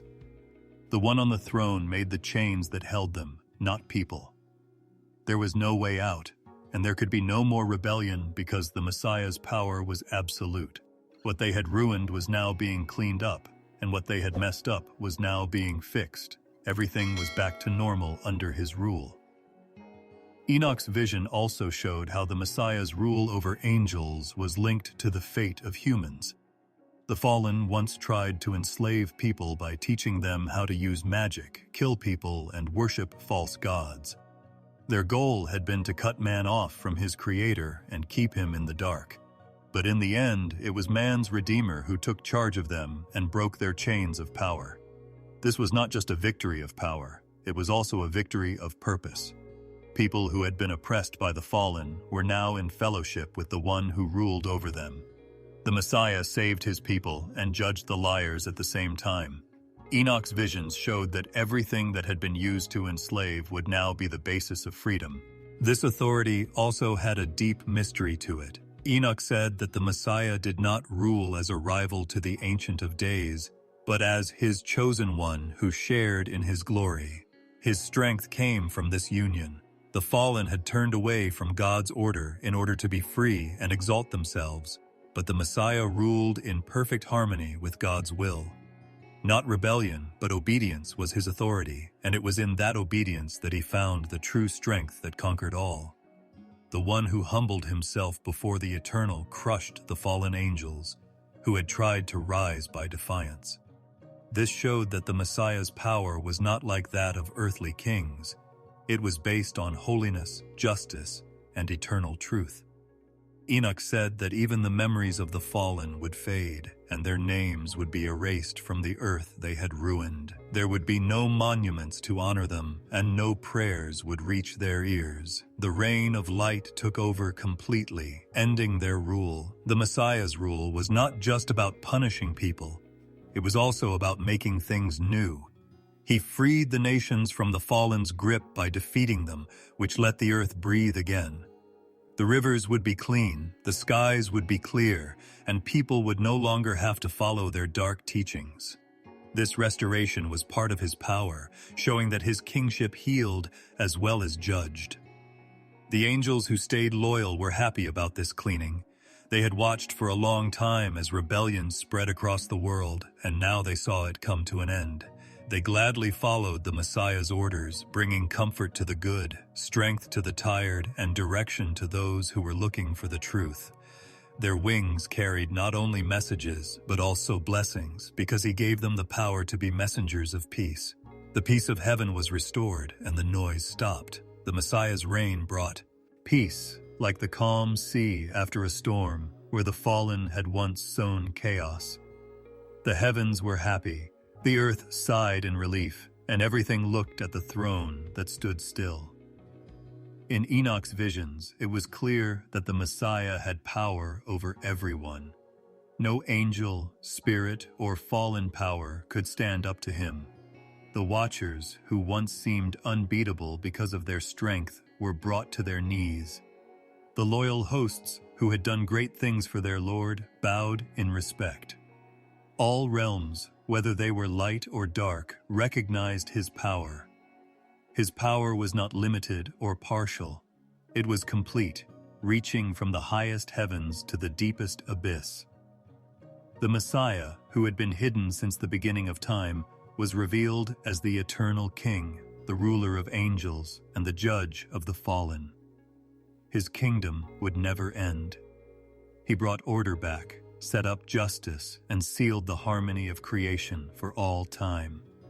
Enoch's visions showed the Messiah as a judge and a king, but also as a shepherd, a guide who gently leads his people like a flock to safe pastures. This picture had a closeness that the grandeur of thrones and fiery judgments could not convey on their own.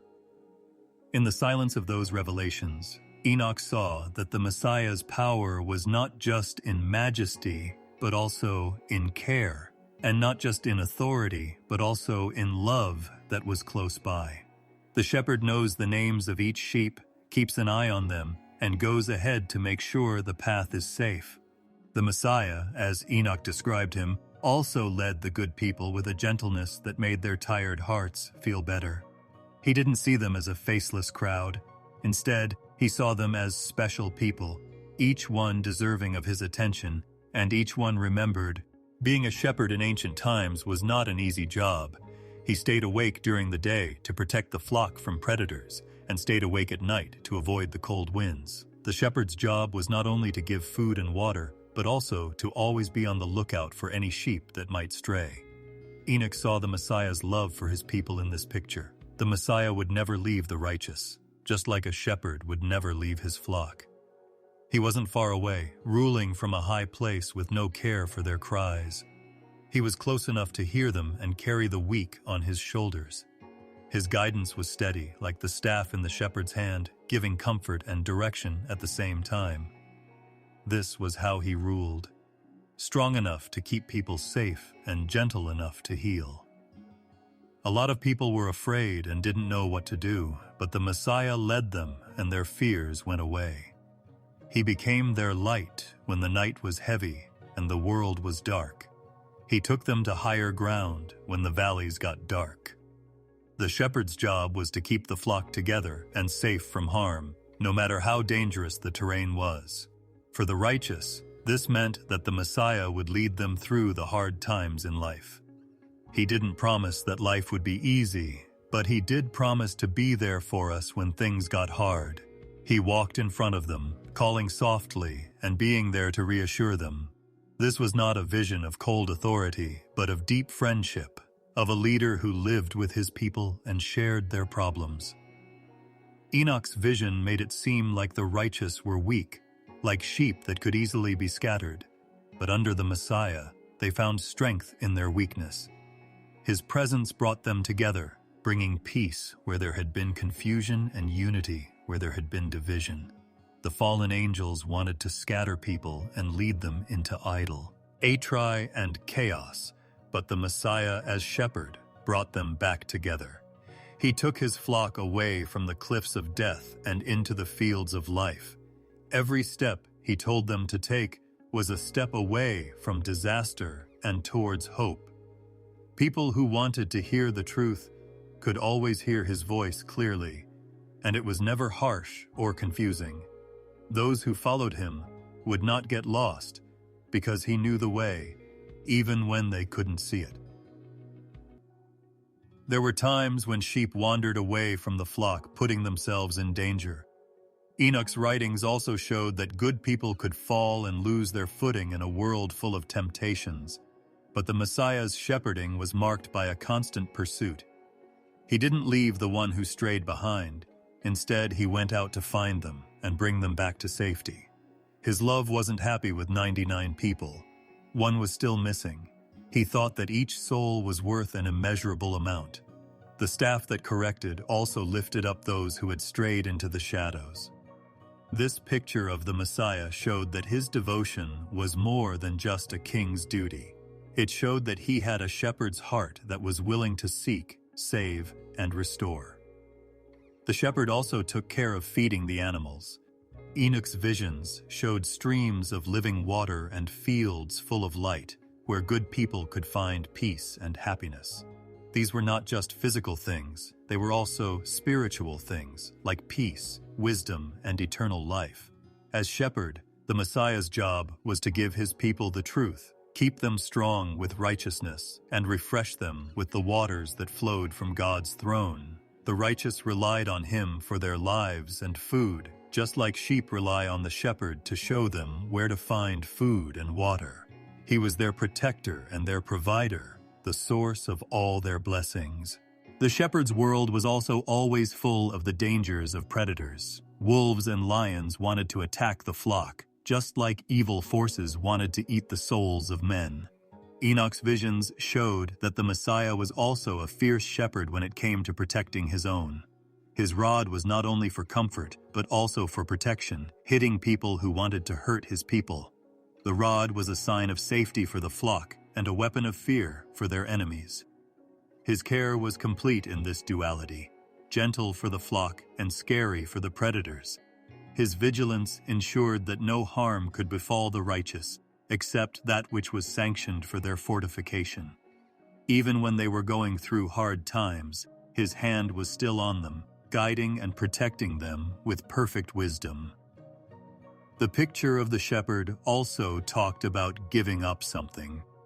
Shepherds often put their lives on the line to protect their sheep, facing wild animals and going through hard times without complaining. Enoch's visions indicated that the Messiah's commitment would attain a comparable level of sacrifice. His care was not distant or symbolic. It was costly, as he sacrificed himself for the welfare of his flock. His power as judge and king was great, but his choice to be a shepherd showed how much he loved us. He wasn't ashamed to be with the poor, to bend down and help the weak, or to give his own strength to help the weak. This selfless care was what made the righteous love him, because they knew they could trust him completely. Enoch also saw the shepherd leading his flock into a pasture that would last forever, where there would be no shadows. The waters would never run dry and the wolves would never be able to get in. This wasn't just about the present. It was also about the promise of the future. The Messiah didn't just lead the flock through short-lived tests. He led them to eternal peace. His shepherding lasted forever, going beyond this life and into the endless fields of the world to come. Every step of guidance in this world was part of a bigger journey that would end at the flock's final resting place, where they would be safe forever. This was the hope that kept the good people going, the promise that their shepherd would always be there for them. Enoch's vision gave people a deeply personal and comforting picture of the Messiah. He was both the glorious king sitting on a throne and the shepherd walking among his people. He was a king and a friend, a judge and a guide, a ruler and a caretaker. The righteous found love and protection in his shepherding.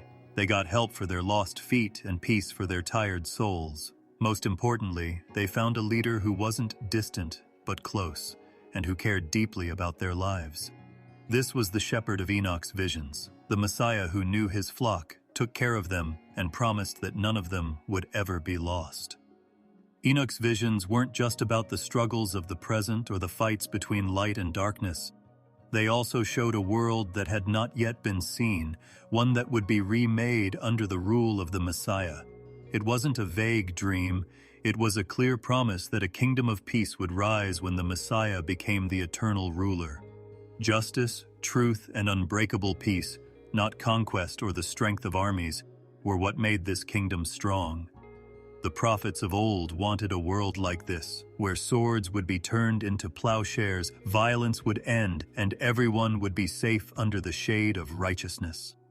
The book of Enoch said that this kingdom would come to pass not as a far-off hope but as a divine decree that was waiting to happen. It was the answer to the cries of the oppressed, the healing of wounds that had been passed down from generation to generation, and the keeping of promises made since the beginning of time. People spoke about this new world in calm and light tones, as if the storms of human greed and hate had finally stopped. In the visions, peace wasn't just the absence of war. It was the presence of wholeness and harmony between God, His Messiah, people, and all of creation. The King blessed the land, and the rivers flowed clearly. The fields bloomed without fear of drought, and the earth itself seemed to rejoice. This kingdom was different from the kingdoms of men that rose and fell because of the ambition of their rulers.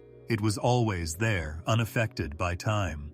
The Messiah's righteousness, which came from the Ancient of Days, was the foundation of the kingdom. In this place, the good people found not only safety, but also joy, because they lived in a world that finally showed the beauty God wanted from the start.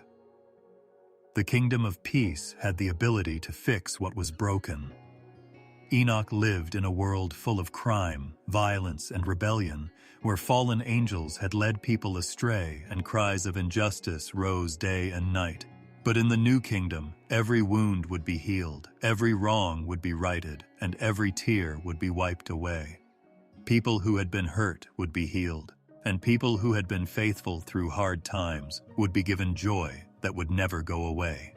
Kings would no longer brag about their power, and countries would no longer fight each other. Instead, they would kneel before the real king and acknowledge that his rule is the only one that gives life. In this way, peace was more than just the absence of noise after a fight. It was the perfect arrangement of everything, a harmony that reached from the highest heavens to the smallest corner of the earth. In this vision, the Messiah was not far away from his people. He walked among them, and his presence brought peace to the land. There was once fear, but now there is confidence. Where hunger once rechassiers. Uled, now there was plenty. Enoch's writings often used images of streams of living water flowing from the throne. These waters quenched thirst and gave life without end. These streams fed the land and the people in the kingdom of peace, showing how blessings flowed freely. The good people no longer fought to stay alive. They just lived in the joy of their shepherd king. The earth itself seemed to respond, giving up its fruit in season. It was no longer cursed by the rebellion of man, but healed by the reign of righteousness. Creation didn't fight with people. It joined them in praise, showing how well the king ruled. Enoch also saw that this kingdom was united, where division used to tear people apart. There was once a time when borders, languages, and rivalries kept nations and tribes apart. Now they were all together, united by a common peace. The Messiah was their light, the one who brought everyone together. There were no strangers, exiles, or forgotten ones in this land. Everyone who had followed the path of righteousness was welcomed as a citizen of the eternal kingdom. It was a vision of togetherness, where everyone praised God and their hearts beat in time with the peace that came from the throne. Pride and hate had broken down, and love had taken their place. No one could break these bonds. It was a kingdom that was both big and small, as personal as a shepherd calling his sheep, and as big as the nations that lived in peace.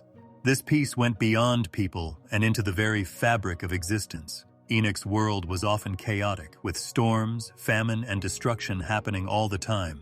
But in the new kingdom, the king blessed everything that was made. Mountains stood for stability, rivers flowed with joy, and the skies showed how great the Lord was. The curse had been lifted, and the order of creation had been restored, so even the animals on earth seemed to live without fear. The wolf didn't hunt the lamb, and the lion didn't eat it, because peace was in every part of life. The whole universe was peaceful, as if God's breath had settled over it, calming every storm and silencing every threat. Not only were people healed, but the universe itself was brought into the peace of the eternal King. There was also light in the kingdom of peace. In Enoch's visions, darkness had long been the friend of evil, a shadow cast by sin and rebellion. But in this kingdom, there was no darkness, only light, which came from the Messiah himself.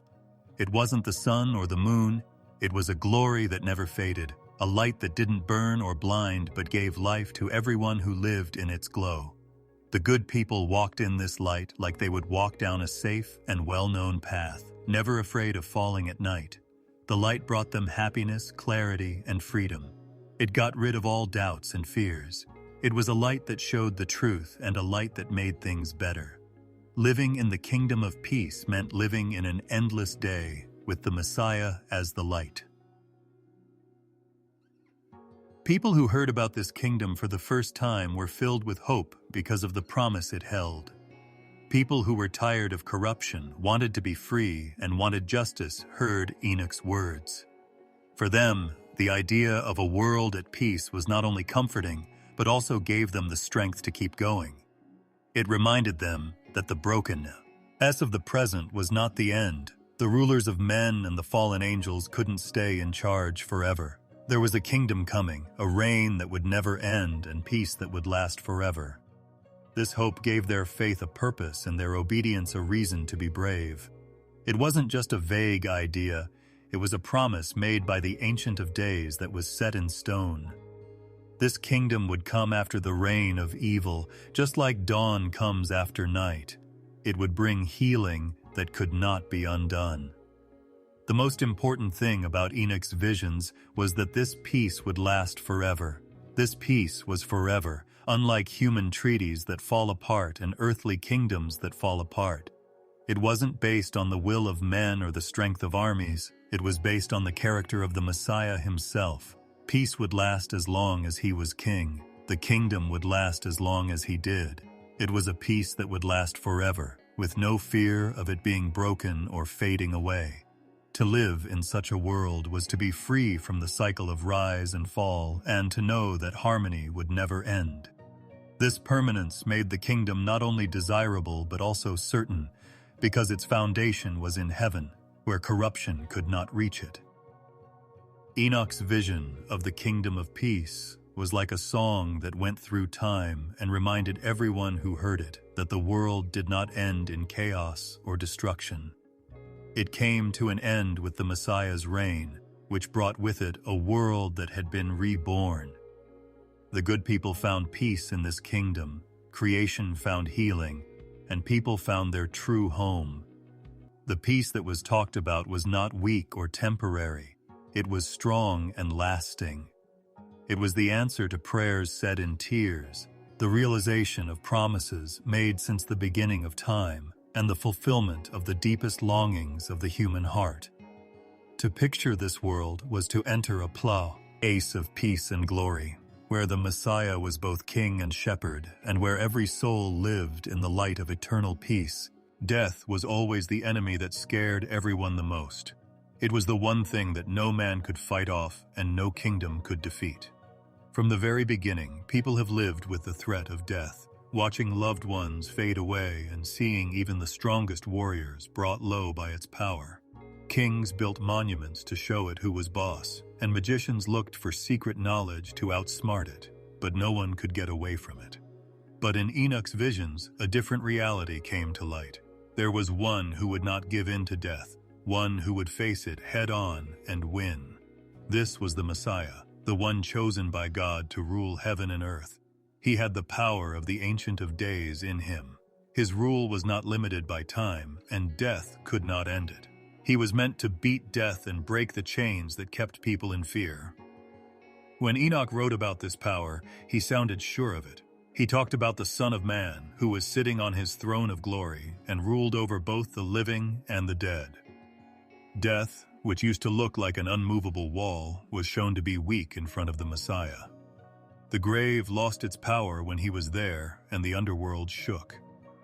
The Messiah didn't just defeat enemies on earth. He was also the ruler of realms that could not be seen. For those who had long feared death as the end, this vision was a revelation. It said that death was not the end and that corruption would not win. The Messiah used his power to break the curse that had come into the world through rebellion, bringing life back to where death had ruled.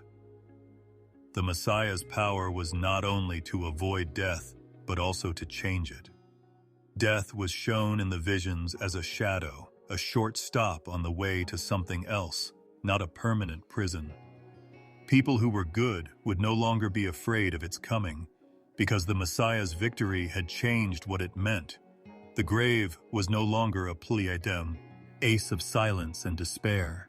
It became a waiting room for glory, where the righteous would be called forth when the Son of Man called them. His voice was strong enough to wake up things that had been asleep for a long time.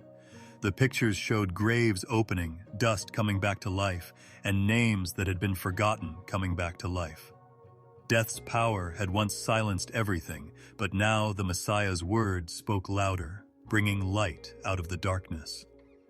This authority was not only spiritual, it was also very personal. Enoch imagined a king who understood how sad death made people, who had seen tears shed at graves and hearts broken by loss. But his power wasn't far away or cold. It was full of love. He lifted up the brokenhearted and gave them hope that death was not the end of everything. He said that those who were sad would find comfort in his rule, because he would not let death rule forever. This comfort was not only for the good people, but it was also a warning to the cruel and tyrannical. Death was often used as a weapon by oppressors, like rulers who crushed their people, armies that killed, and tyrants who thought they could silence the truth by killing its messengers. But in the kingdom of the Messiah, even death could not be used by the bad anymore. The Messiah's victory over death also meant victory over oppression.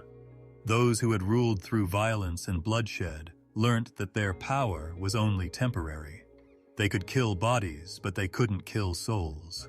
They could stop people from talking, but they couldn't stop the truth from coming out. In Enoch's vision, the people who were oppressing him were judged by the same person they were making fun of, the one who ruled over death. The souls of the good who had been hurt by evil were raised up, given new life, and put in a place of honor. This change showed how pointless tyranny is by showing that no earthly empire could ever win against the power of the Son of Man. His reign was everlasting because his life was everlasting, impervious to the decay of death. Enoch's pictures often linked this victory to the Messiah's light. People said that death was like darkness, a hole where everything seemed to be lost. But the light of the Son of Man reached even there, bringing to light places that had been thought to be lost. In this light, shadows disappeared and fear went away. The Messiah was not only life for the living, but also life for the dead. He had the power to pierce even the deepest abyss. This was not a temporary victory. It was an eternal order. Death could not stop him. The faithful would shine like stars dressed in immortality, while the wicked who saw death as their ally would lose to it. The vision was clear. Death bowed down to the Messiah, and when it did, it lost its power. This win also gave people a deep sense of restoration. Since the fall, humanity has lived under the curse, and every generation has felt the sadness of death. But the Messiah's victory was more than just getting away. It was breaking that curse. Life was not temporary with him. It was eternal. Enoch's vision brought back memories of the garden before the autumn, when people were supposed to walk with God in perfect harmony. The Messiah brought back what had been lost and opened the door to eternal life, not through secret knowledge or forbidden power, but through his own authority. He was the link between life and death, the one who had the keys to life itself. His reign was the answer to the desire for eternity that lives in every person's heart. This win also showed that the Messiah is the real Son of God. No one could beat death. No earthly ruler could rule beyond the grave. Only someone sent from the ancients of days with divine authority could say they had that kind of power. He showed himself to be more than a prophet or teacher by rising above death. He was the eternal king, the one who ruled from the beginning of time to the end of time. His victory made him the promised deliverer, the one Enoch and the prophets had talked about, whose reign would never end. This truth became the foundation of faith, the promise that even death was under his control. People who heard Enoch's visions didn't just hope for the future, they hoped right away. Many people lived in fear of death all the time, whether it was from violence, starvation, or the cruelty of their leaders. To hear that the Messiah had power over death meant that no enemy, no matter how strong, could win forever. It gave the oppressed courage, the grieving comfort, and the faithful strength. It told them that even if they fell in this life, they would rise in the next because their king had gone before them into death and come out on top. This vision changed how they dealt with pain. It taught them that being strong was not a waste of time, and that being faithful would lead to eternal life. The Messiah's dominion over death signified the commencement of a new creation. His victory over death brought new life to people, just as his reign brought peace to the world. The cycle of birth and death ended in him, and eternal life began. This wasn't an escape to a faraway world. It was the change of life itself, a world made new where death had no place. The last enemy was killed, and life took its place. Enoch's vision was of a world where the grave no longer cast its shadow, and where every soul could live in the light of the eternal King. It was a world of endless joy. Enoch showed how powerful the Messiah was through these visions. He was not only a judge and ruler, but also the one who defeated the greatest enemy humanity had ever faced. Death, which had once seemed like it would never end, was shown to be weak in front of him. His justice put an end to oppression, which had once been free to do what it wanted. The Messiah was above them all, full of life, not afraid, and powerful forever. His reign was not just for a short time, it was forever, giving the faithful a future that would not fade away. In him, death was swallowed by life, and hopelessness was replaced by hope that would last forever. The Messiah's victory was complete, and in that victory, people found not only freedom, but also the promise of eternal life. Enoch's journey to heaven starts out like a dream coming true, a soft move from the dust of the earth to the bright light of the unseen. He was no longer held back by the weight of human steps or the horizon that limited mortal eyes. He was lifted and carried by light, which led him to places that few people had ever been and even fewer could imagine. The world below faded away, like a memory that was fading away into silence. In front of him, the heavens opened up into an endless space. Each layer looked richer and more radiant, as if creation had been made in steps that led up to the place of eternal beauty. The trip wasn't rushed because it was meant to show him, to let him see with careful awe the amazing things that were beyond his reach on earth. At first, he saw the huge, shining foundations of the heavens. Their architecture was huge. Towers of light rose up where the mountains of the earth ended, and seas of crystal spread out like mirrors reflecting the glory above. There were voices in the air, not the whispers of men, but the harmonies of many beings who sang together. Their songs echoed through every stone, wave, and current in the sky. These weren't soft whispers. They were strong and clear, like rivers of sound coming straight from the source of all life. Enoch moved through this music like one moves through the wind, feeling its presence all around him. As he climbed, he saw the homes of the righteous, which were beautiful beyond words. There were fields of living light that went on forever, where there was no decay or shadow. There were trees with leaves that shone like emerald fire, roots that reached into rivers of light, and fruits that gave you strength forever. Every corner showed order and peace, as if the air itself was at rest. Angels walked through these places, shining in form and wearing clothes made from the light of dawn. They welcomed Enoch with open arms, their eyes shining with joy and their voices full of happiness. It was as if each one of them held a reflection of the throne above inside them, as if their very being was a reflection of the Messiah's light. He was also shown mysterious rooms and halls where the secrets of the universe were kept. Stars waited in huge storage rooms for their Maker's command. Winds were at rest in treasuries, ready to go wherever God wanted them to go. The deep waters were held in place by unseen forces, and their strength was kept in check so that the earth could survive. As a visitor, Enoch didn't just see these things. He was called to understand the order behind the world he used to know. Everything was shown to be part of a bigger plan that came from the Ancient of Days, was kept going by his word, and was aimed at his eternal purpose. But the trip didn't end with the wonders of creation. He was pulled even higher, to the heart of heaven, where thrones were set up and light burned like a living fire. The brightness became almost too much to bear, a light that no human eyes could see without help. But Enoch was given strength and a mantle of glory that helped him get through the vision. He walked into a hall that was bigger than any other, so big that it was impossible to measure. It was full of fire that didn't burn, light that didn't fade, and majesty that didn't fade.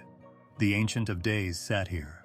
His clothes were white as snow, his hair shone like pure wool, and his throne looked like a fire with wheels that burned like the sun. There were thousands and thousands of people standing in front of him, a sea of beings who served him with respect. Their presence was silent, but full of awe. And there, next to him, was the person who got everyone's attention, the Son of Man, the elect one, the Messiah. This was the person Enoch had been waiting to see for a long time. He looked different from anyone else. He was bright with light, but calm with peace, and he was dressed in majesty, but close to compassion. He sat on his own throne, a place not given by men, but by the will of the Eternal. There were rivers of glory all around him, and a crown of living light rested on his head. His face was pure, like the sun coming up after a long night. Power and mercy came together in him. Judgment and love came together in him. Enoch saw that the Messiah's throne was not just a place of power, but also the center of order in all of creation. He sent out the light that kept the good people alive, the justice that punished the bad people, the wisdom that led the angels, and the strength that held up the earth. Books of remembrance were opened around him, showing the records of every life, every action, and every secret too. Hot. His eyes pierced through all darkness and saw into the depths of hearts, weighing each soul with an unbreakable truth. But for those who had held on to what was right, his eyes were kind, his voice was soft, and his presence was a safe place. But for those who had made the earth evil, his majesty was unshakable, and his authority was absolute. The trip showed not only the throne, but also how big the Messiah's kingdom is. Enoch saw a lot of people from all over creation standing in front of him, their faces shining. These were the faithful, the ones who had walked in the light even when the world was dark. They had gone through pain, fought against temptation, and stuck to the truth when everyone else around them fell into lies. Now they were dressed in clothes of glory and shone like the stars as they were welcomed into the King's presence. Their happiness never ended. They sang praises, and their eyes were filled with tears of joy. There was no more sadness, death, or shadow in this gathering. Everything was light, peaceful, and full of life. But Enoch was also shown what would happen to the people who had rebelled. He saw dark abysses below the thrones where fallen beings were trapped. Their bodies were twisted by their own evil. These were the watchers who had left their posts and brought violence and lies to the world. They used to be powerful, but now they tremble in front of the Son of Man's authority. The chains that held them were unbreakable, made by the Eternal's command, and the fire that surrounded them could not be put out. They were sure of their judgment and had no way to escape their end. To them, the glory of the Messiah was not light, but fire, and it was not comfort, but fear. This vision of the heavenly journey showed Enoch the full extent of the Messiah's role in eternity. He was not only a person who would come in the future, but also someone who was already in heaven's glory, hidden but ready, exalted but only revealed in time. His throne would last forever, his power would be unquestionable, and his rule would never be broken. Enoch saw this and knew it was true. He had a message for the world below. The Son of Man ruled over all powers. His kingdom was already established, and everything in creation was moving towards doing his will. Enoch realized that the gift he had been given was not just for him as his journey came to an end. He was given visions of glory, glimpses of the throne, and the sight of the Messiah sitting in majesty so that future generations would know. People who lived in fear and uncertainty could see the light of eternity through his words. People who were having a hard time with death could see beyond the veil because of his testimony. His journey was both a vision and a promise. It was proof that the heavens were not silent, that the throne was not empty, and that the Messiah ruled even when the world seemed to be lost in darkness. So Enoch's journey to heaven became a link between the world of dust and the world of light. It raised people's eyes above the problems of the present and into the promise of eternity. It showed that there was one who was eternal, unchanging, and victorious above all thrones, rulers, and fears. The Messiah's throne was safe, and his reign would bring peace to the faithful and justice to the world. Enoch was both amazed and comforted by this vision. It was a revelation that told people that life was more than what they could see, and that glory awaited them beyond the veil of time. One of the most serious and beautiful things Enoch saw when he was shown the heavenly courts was the opening of the records that held the accounts of all people. The book of life stood in that holy place beyond the limits of the earth. It was huge and unyielding, and it was written with perfect detail by hands that were not seen but were always right. It wasn't just any book. It held the full story of every soul, every action, and every secret thought that had ever crossed a person's mind. This book was opened before the Messiah's throne to show the truth that could not be erased, not to be questioned or challenged. The book of life that Enoch saw in his vision was not like the delicate scrolls we know of on earth. It was bright and not tied up with leather or parchment, but with light itself. The pages looked like they were alive, and the words on each line glowed so brightly that they couldn't fade. While human records fade and turn to dust, these writings will last forever, with ink that burns like fire on crystal. Everything was kept, and nothing was lost or forgotten over time. The one who sits on the throne sees not only what is done in public, but also what is hidden in the heart. The book opened up and showed the deepest parts of life. Enoch understood how important the Messiah's job was at that moment. He wasn't just a king with a lot of power. He was also the judge in charge of life and death. Before him, the book was more than just a record. It was a witness to creation that told the stories of every generation. There was no favoritism, no lying, and no way to hide.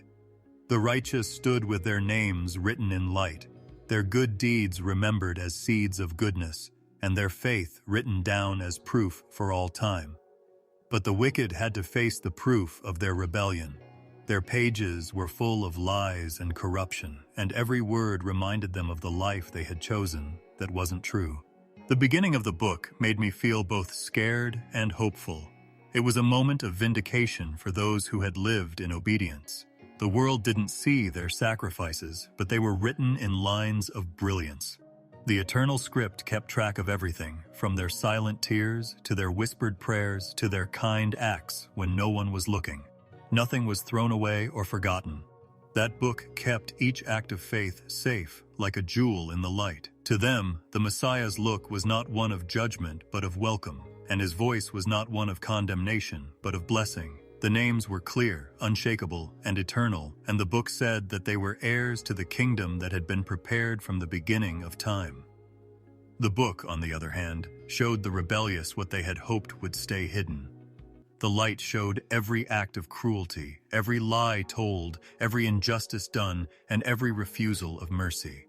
There was no way to silence it, no way to hide it, and no way to change it. The very record of their life spoke out against them, showing what they had done. The pages showed that the wicked's rebellion had brought them to this hour, while the righteous glowed with joy. Enoch could see the despair on their faces as they realized they were standing in front of the throne with no way to hide from the truth. The Messiah, sitting in glory, didn't need to read the book like a man does to learn. He knew everything because the book was a reflection of his perfect knowledge. But it was opened so that justice could be seen, so that no one could say they didn't know, and so that everyone would be quiet in front of him. His decision was not random, and it wasn't based on mistakes or bias. It was the truth told with accuracy, love, and justice all mixed together so that everyone could see and accept his righteousness. The book wasn't a tool of cruelty, it was proof of fairness and proof that what was decided couldn't be questioned. When Enoch saw this vision, he felt the weight of forever on his shoulders. He was both scared and comforted by the idea that every action of men and angels would last forever. The careless word, the hidden sin, and the pride that others couldn't see, these things were not forgotten. But at the same time, the small acts of faith that the world didn't notice were cherished and remembered. The Book of Life did not forget the weak who held on to righteousness, the humble, or the cries of the oppressed who trusted in God's justice. All were written down carefully, and one day they would all be known. The scene played out as countless people stood in front of the throne. Enoch could see people from every language, tribe, and part of the world. There was no one missing. Everyone stood before the judge as equals, with the book open as proof. The air was unlike anything else on earth. It was so quiet that it felt like it would last forever, and the stillness was so deep that it could be felt in the bones of creation. Every heart was waiting for the Messiah's voice, and every soul was waiting for its fate. Angels were there to see it all and testify that everything in the book was true. The judgment that was to come was certain, and the words written in that bright book would determine the eternal fates of billions of people. Some were called forward, and their names lit up the page. The book was proof of their faith. They were welcomed into the eternal kingdom. Their lives were justified, and their struggles were rewarded. Enoch saw how happy they were as they entered glory, dressed in bright clothes and surrounded by the light of the throne. Others came forward, their pages full of guilt, and the record showed the truth they had been denying for a long time. These people turned away in shame, unable to stand the Messiah's gaze, with their lives laid bare as evidence against them. There was no way to deny what the book said, no way to hide from the truth.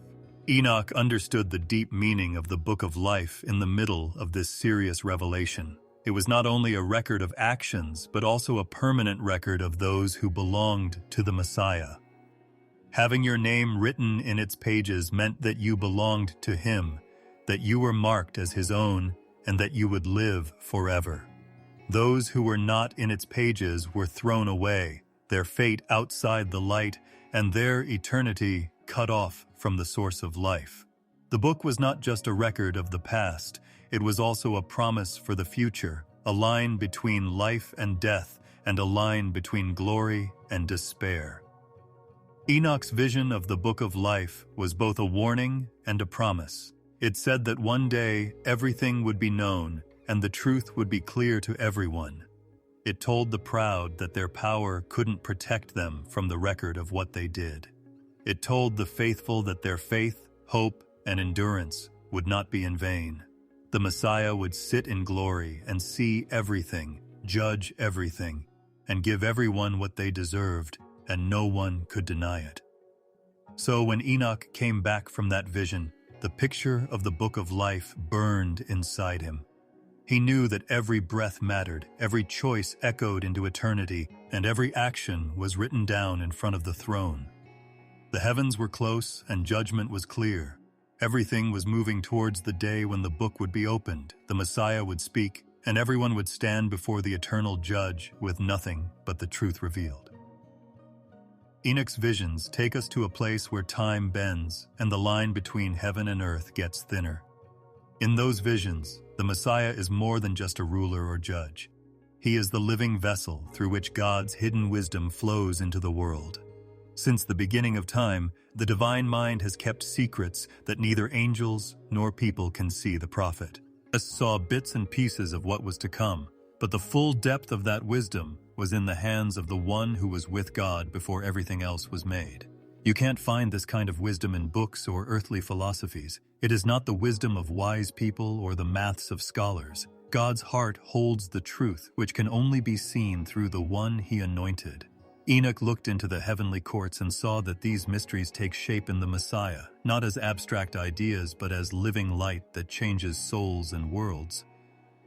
Picture Enoch being guided by angels as he climbed up into rooms where scrolls glimmered with words that no human tongue had ever spoken. He sees rivers of light flowing into the Son of Man who is sitting next to the Ancient of Days. He knows that the wisdom of creation itself has been given to him. This wisdom connects heaven and earth, reveals the hidden patterns of the stars and the cycles of time, and, most importantly, shows us why we are here. The Messiah answers every question whispered in the night, such as the meaning of suffering, the hope of redemption, and the silence of God. He is the perfect embodiment of God's wisdom.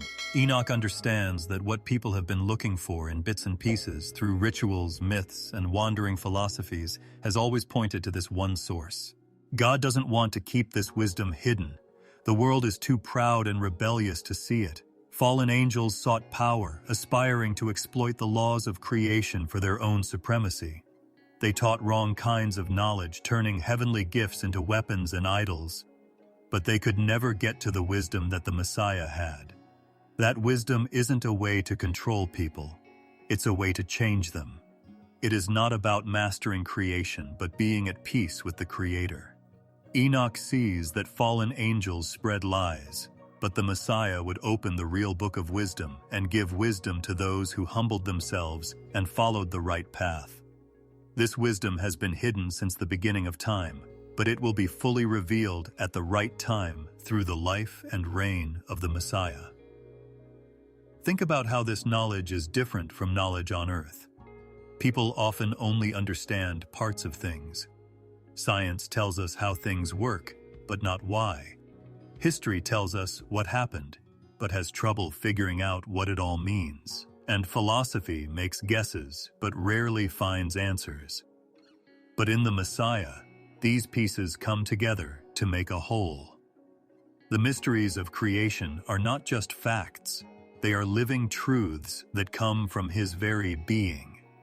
His words show us God's heart, His actions show us the law of heaven, and His power over life and death shows us the ultimate plan for eternity. When He heals, He doesn't just fix the body. He also fixes the order of creation. When He speaks in parables, the stories are more than just moral lessons. They are seeds of eternity that awaken the soul to truths that go beyond time. Enoch sees how this wisdom will make the proud look foolish. Kings who use strategies and force to build their empires will have trouble when they face a kingdom that wins through humility. Philosophers who are proud of their reasoning will be quieted by the strong. The idea of power perfected in weakness. The fallen angels, who once thought they knew everything, will see their false knowledge for what it is when the Messiah's truth shines on it. But to those who are humble, searching, or broken, this wisdom will not seem like high-level puzzles, but like food and drink. Wisdom feeds, comforts, and guides us when the night seems to last forever. Enoch sees scrolls opening up in front of the Messiah, each one with truths that have been hidden for a long time. Some hold the secrets of how things came to be, like the unseen forces that keep the stars and oceans going. Others show the future, patterns of time that no one can see. But the most important scrolls show how the heart works. They show that God's wisdom affects both the big picture of the universe and the private battles of each person. The Messiah brings together the secrets of heaven and earth. He knows both the depths of God's plan and the depths of human suffering, and in Him the two are brought together. This wisdom is also very relational. It's not about learning more. It's about getting closer to God through the Messiah. To know him is to be part of that hidden wisdom, to be brought into the light where things that are unclear become clear. Enoch sees the righteous people around the Son of Man and realizes that they are being taught not just with words but also with their presence.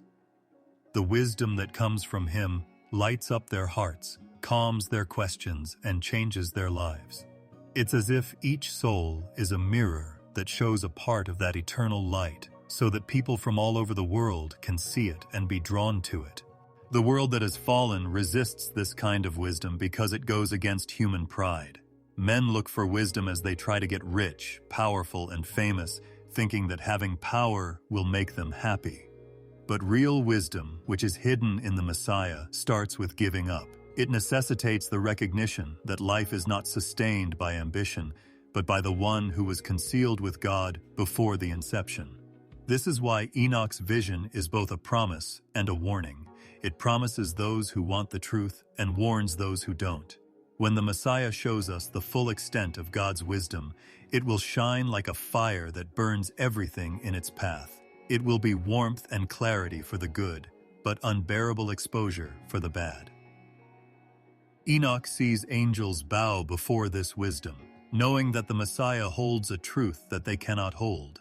Even they, who are full of glory, are students in his presence. Their songs aren't just praise. They're also a way of saying that all knowledge, order, and understanding come from him. And if the angels are in awe of that wisdom, how much more should people be in awe of it? Enoch's heart shakes when he sees it, but it also rejoices because he knows that this wisdom is not far away. It is given freely through the Messiah to those who want it, like living water. The hidden wisdom of God, which was shown through the Messiah, is not just about figuring out puzzles. It is also about bringing back what was lost. Wisdom reconciles God and humanity, reveals the deceptions of darkness, and fosters peace in the midst of conflict. Enoch, seeing the glory of this truth, understands that the biggest secret of all is not a formula or a hidden law of nature. The most important secret is love. God's love has always been in his heart, and now it shines through the Messiah for everyone to see. And as Enoch's vision stays with him, the wisdom that once seemed hidden starts to feel like the most natural light of all, a light that every soul that wants to can accept.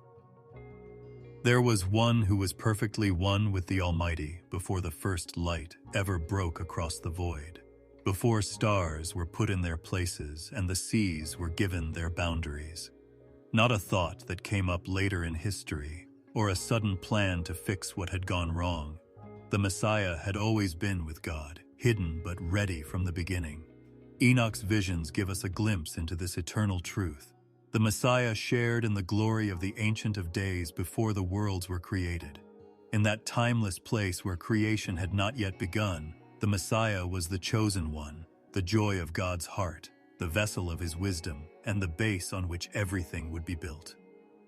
Enoch knew that creation wasn't random or an experiment. It was made with a purpose, designed with love, and its deepest meaning was linked to the Messiah who was there before everything else. The stars would be placed in the sky, but they would shine as reflections of the greater light that was to come. The seas would roar and the mountains would rise, but they would all point to the one who was with God before they were made. The Messiah, who carried the fullness of God's image in perfect unity, was meant to be the fulfillment of humanity, which was made in God's image. The plan of redemption was already in God's heart, embodied in the Messiah, even before sin came into the world and rebellion stained creation. He made the angels, who are powerful and beautiful too. Enoch saw that their strength and wisdom were also borrowed light, given to them by the Eternal One who stood next to God's throne before time began.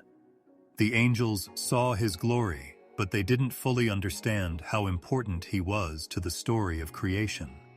Some would later rebel because they wanted to take power for themselves, but their downfall was because they were blind. They didn't realize that the Messiah had already been given power and wisdom before the world was created. The Watchers' rebellion only made clear what had always been true. No creature, no matter how great, could understand the place of the one who was always with God. Enoch's vision shows how close the Ancient of Days and the Messiah are, a relationship that has been around since the beginning of time.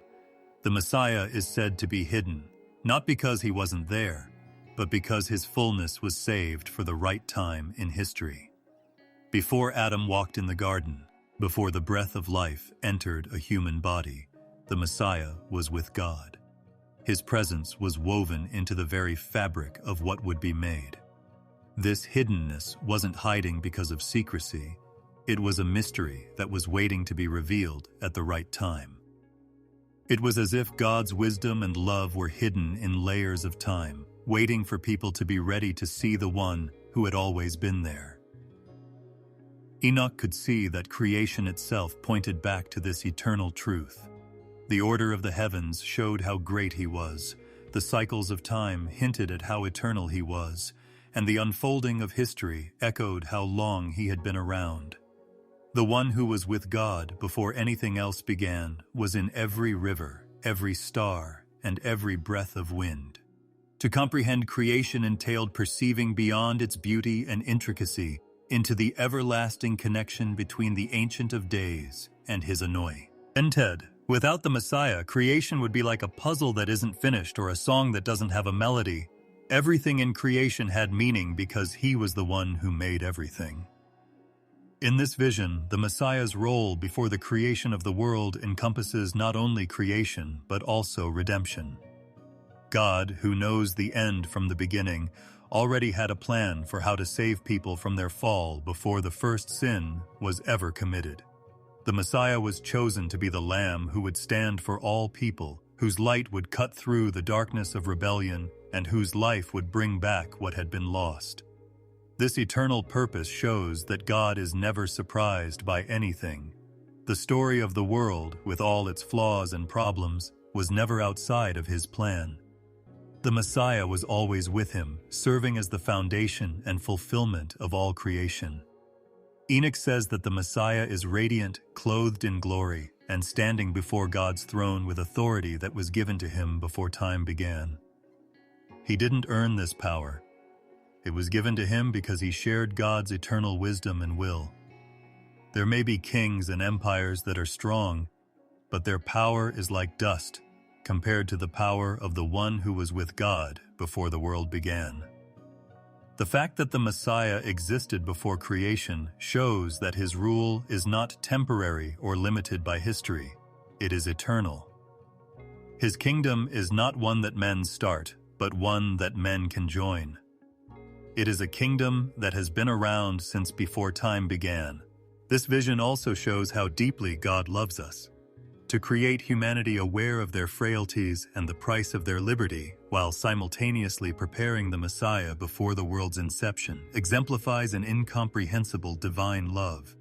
Enoch perceives that the plan of redemption is not merely a response but an eternal intention, intricately integrated into the fabric of creation itself. The Messiah is the anchor of God's plan from Adam's first breath to the end of time. He makes sure that nothing can come between creation and the love of its creator. The Messiah's eternal presence before the foundation of the world is the best proof that redemption was never in doubt. It was always certain. Enoch sees scrolls in the heavenly courts that are full of secrets, and on them is written the record of how creation was made. The Messiah was at the center of everything, from the smallest particle to the vastness of the heavens. The angels bow down when they see him because they know that he is the measure of all things. They don't worship creation, they worship the one who was there before creation. This scene serves as a reflection for humanity, reminding us that genuine wisdom is not derived from venerating the creations, but from venerating the one who existed prior to all, who exists with God as the everlasting foundation. Enoch saw this vision as more than just a look at history before history. It was a look at eternity itself. The Messiah is the beginning and end of creation's story. He was hidden with God before the world was made. That eternal reality is the source of every age, every moment, and every new chapter of life. His presence is not only in the present world, but also in the future, where God's plans will come to fruition. Enoch realized that the Messiah's pre-existence is not just a distant idea, but a living truth that gives meaning to history, creatio, and destiny. And so, before the first dawn and the first sound of creation's song, there was already harmony in heaven. The Ancient of Days and his anointed were standing together, light within light, glory within glory. That union held everything that would ever exist, and it is where everything that will ever be restored finds its hope. To understand this truth is to see creation in a new way. The Messiah's presence before the world was made changes every star, every breath, and every moment into a reminder of God's eternal love and wisdom. Enoch's visions showed history as a struggle that led to a final climax, a battle where good and evil would meet face to face. This last battle wasn't just between swords and spears. It was also between fates and forces that had been building since the beginning of time. The Messiah, who had been hidden with God since before the world began, would now be seen as the commander of heaven's armies, the judge of nations, and the light that darkness could no longer hide behind. Enoch didn't just think this was a story about the far-off future. He knew it would happen. One day, the chaos of rebellion would stop, and truth would shine like fire across all of creation. The setting for this last battle wasn't just on earth. It also included heaven and other places that can't be seen. The Messiah led the righteous into vindication against the rebellious forces, the fallen angels who had once left their place, the rulers of darkness who loved to corrupt people, and the kingdoms of men who were proud and violent. Enoch's words talk about armies coming together, not by chance, but because of every choice made, every act of cruelty done, and every wrong that was not repented. The time had come for evil to pay for what it had done. The Messiah was at the center of this vision, not just as a warrior, but as the one whose very presence broke the power of evil. His voice was like the voice of God, and the thousands of angels moved across the battlefield like waves of light. The righteous didn't have weapons from this world. They had the seal of the Messiah's authority and were safe under his care. The wicked, on the other hand, were exposed, and their power fell apart in the face of eternal truth. When Enoch saw the elect one's light, he saw the pride of kings fall apart, the power of nations fade away, and the plans of spirits scatter like dust in the wind. This vision showed that the battle was also a test. Every act of oppression, every hidden sin of the watchers, and every empire that had grown strong through blood and lies was exposed. The Messiah didn't need to hit people like they hit him. His presence alone showed his justice. The light of his glory burned away the illusions of evil, just like the rising sun burns away shadows. For the first time, both people and angels saw the world as it really was, with lies stripped away and righteousness standing out as the eternal standard. The fallen angels, who had once been bright and beautiful but had chosen to rebel, were brought out in chains. Their power, which had ruined generations, was no longer allowed to run free. The fight was the end of their masks and the end of their lives. The Messiah, who had been given power by the Ancient of Days, made their decision and sent them to the places of confinement that had been set up for them. This was more than just a punishment. It was a way to restore order and clean up the chaos they had caused in the world. Enoch's words not only show how they lost, but also how the power of evil is only temporary and will fall before God's eternal reign and that of his anointed. The kings of the earth, who had put themselves on a pedestal, lost their thrones. Their armies, which were based on cruelty and conquest, could not stand up to the will of heaven. They had relied on idols they made, strength and wealth, but all of these fell apart like clay in the storm. The Messiah's fight wasn't just against people. It was also against the corrupt systems that had enslaved all of creation. The last battle was both cosmic and personal. It reached across galaxies and touched the hearts of people. The judge saw everything, so no mask could stay on and no secret sin could stay hidden. For the good, this moment was not scary, but proof that they were right. For generations, people who had faith in God and had been through pain and ridicule now stood in the light of the Messiah's victory. They didn't forget their tears or their sacrifices. The battle was their salvation, the time when their faith was put to the test. They were gathered under the Messiah's protection, and their voices rose in joy as justice finally came down like a flood. Enoch's vision shows that the Messiah not only defeats evil, but also brings peace to those who are suffering.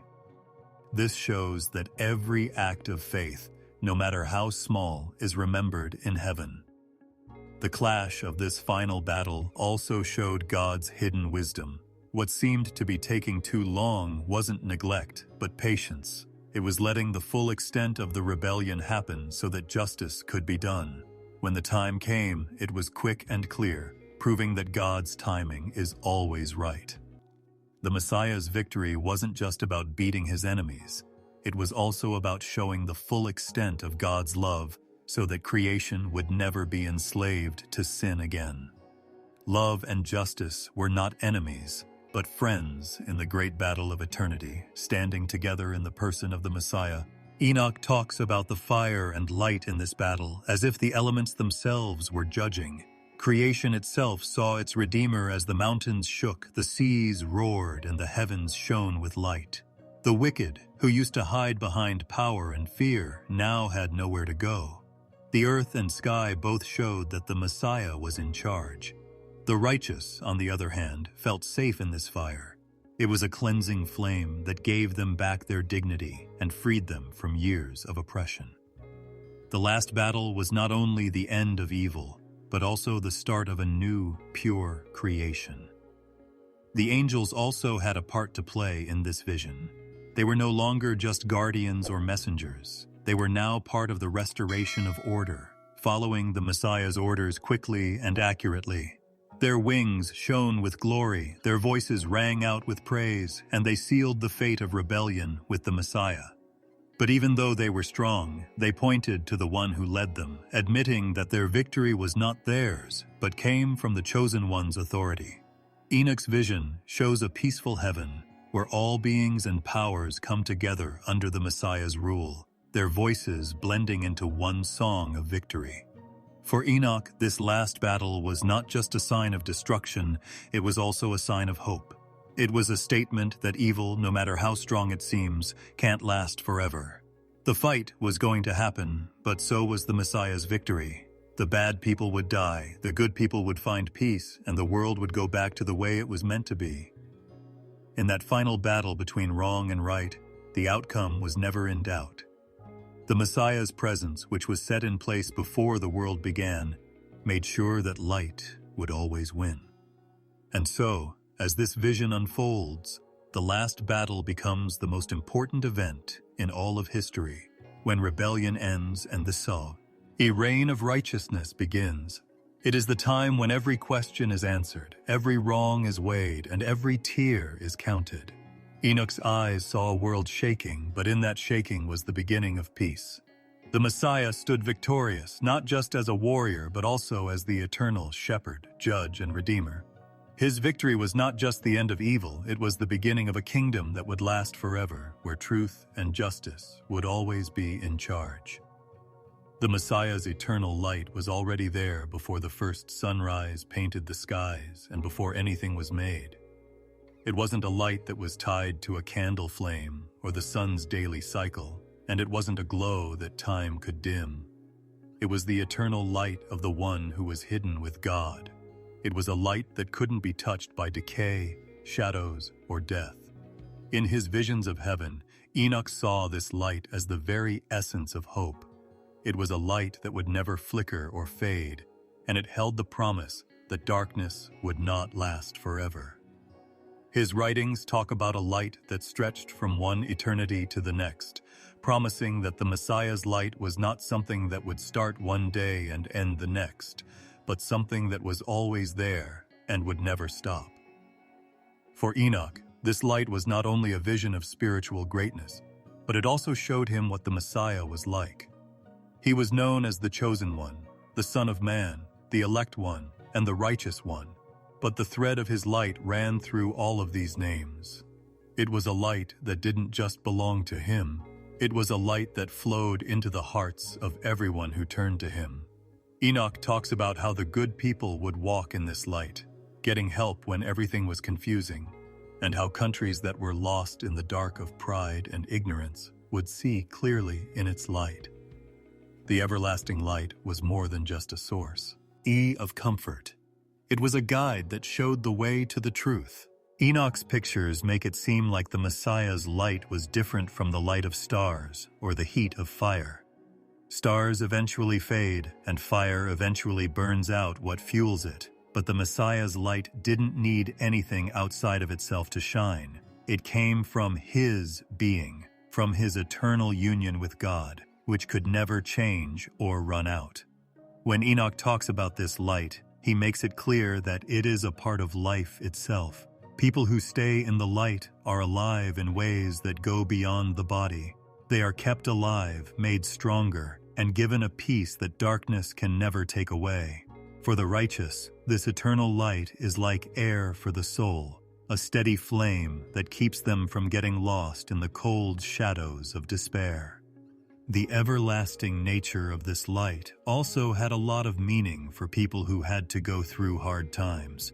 Throughout history, God's faithful have often had to deal with oppression, being made fun of for their hope, or being silenced by rulers who didn't want to hear the truth. They believed that the promise of the Messiah's everlasting light meant that no tyrant's power was permanent and that no cruelty could put out the flame that God had started. Kings and empires would come and go, but the Messiah's light would never fade. Enoch's vision became a song of hope for generations yet to come, telling them that there would always be a dawn after every night. Enoch also saw that this light was not just for one group of people. It crossed the borders of countries, languages, and lands, giving itself to all of creation. The Messiah's light spread to show the whole plan of God, where only bits of truth were known before. It was a flame that everyone could see, and it was meant to open eyes and heal, not blind or burn. The everlasting light would bring the scattered together, warm the cold-hearted, and shine into even the most forgotten parts of the world. The Messiah became the light of nations and the hope of Israel, bringing the presence of the eternal to every land. This light's power was also shown by how it beat death. The darkness is most intense in the grave silence where hope appears to be extinguished.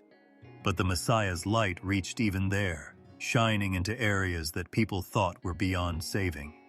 Enoch knew that this was a deep truth. The eternal light could cut through even the darkness of death, ending the rule of death.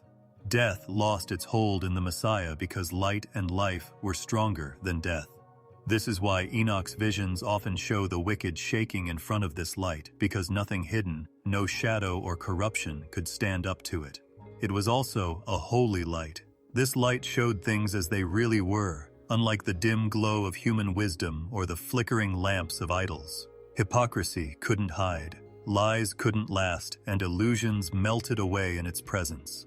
The eternal light was clean, and people who got close to it changed. The good people were comforted by its brightness, while the bad people were troubled because their actions were revealed. The light, even when it was seen, still held an invitation. Turn away from shadows, step into truth, and live. The Messiah's radiance was unlike any other because it had both judgment and mercy. It was pure but also compassionate. Enoch's vision also gave a hint of how beautiful this light was. It wasn't cold or far away, and it wasn't a harsh glare that blinded you. It was a soft, welcoming light, like the sun rising after a long night. The light's beauty came from the fact that it would last forever. Unlike short-lived joys or temporary comforts, this light would last. It was the kind of beauty that never lost its magic, and people kept coming back to see it. The eternal light was more than just a force, it was a presence that brought joy and filled all of creation with awe and thanks. Enoch talked about the eternal light and how it linked heaven and earth. He saw the thrones of glory, the rivers of fire, and the shining figure of the Son of Man sitting next to the Ancient of Days on his travels. In each vision, light was the language of heaven, the robe of the Messiah, and the reflection of God's power. And yet, this same light that lit up the sky was meant to touch the ground, live with people, and bring back what had been lost. It connected the unseen with the seen, bringing the eternal closer and bringing the mortal into contact with the immortal. So, the eternal light was more than just a picture of the future. It was a present reality woven into creation that only some people could see. Enoch himself saw it happen and was taken up to heaven to testify about it. The eternal light was more than just a prophecy for him. It was a promise that the Messiah's brilliance would always win, no matter how dark things got. It was the light that gave his journey meaning, the hope that kept him going, and the truth that has been passed down through the years. This picture of light that never ends gave me the peace of mind that the Messiah's reign would last forever. Philosophies rise and fall like sparks, and empires flicker like candles. But the light of the Chosen One never dims. His light is not limited by time or space. It is a sign of God's eternal plan. People who walk in it are not alone, and people who trust in it know that its light will never go out, even on the longest night. This was the best news for Enoch. The Messiah's eternal light was already shining and would never go out. The vision of the Messiah as both judge and king is so amazing that words can't really do it justice. In him, the strands of justice and mercy, authority and compassion are all tied together into one perfect figure. In the ancient visions bestowed upon Enoch, this role was as depicted not as two distinct titles, but as a singular, cohesive reality. The Messiah doesn't just sit on a throne and rule from afar. He also doesn't stand alone as a judge with only terrifying power. Instead, his identity includes both the crown and the gavel, which means that he is both a king and a judge with a deep understanding of things. This harmony is what makes him different from earthly rulers whose justice is limited, and earthly judges whose power is only to make decisions. There is no imbalance or contradiction in him. His reign is an act of justice, and his judgments are acts of kingship. The elders of Enoch's visions saw this person sitting on a throne of light, with fiery streams coming out from under his feet. The nations came together in front of him, and angelic scribes wrote down their deeds in big books and tablets. The angels stood still and reverently to the left and right of the throne, waiting for his word. When the judge spoke, his voice was like rushing water, but it was calm, clear, and impossible to ignore. His words didn't need witnesses because he knew everything, even the deepest thoughts of every person. There was no lie that he couldn't see, and there was no wrong that he couldn't see.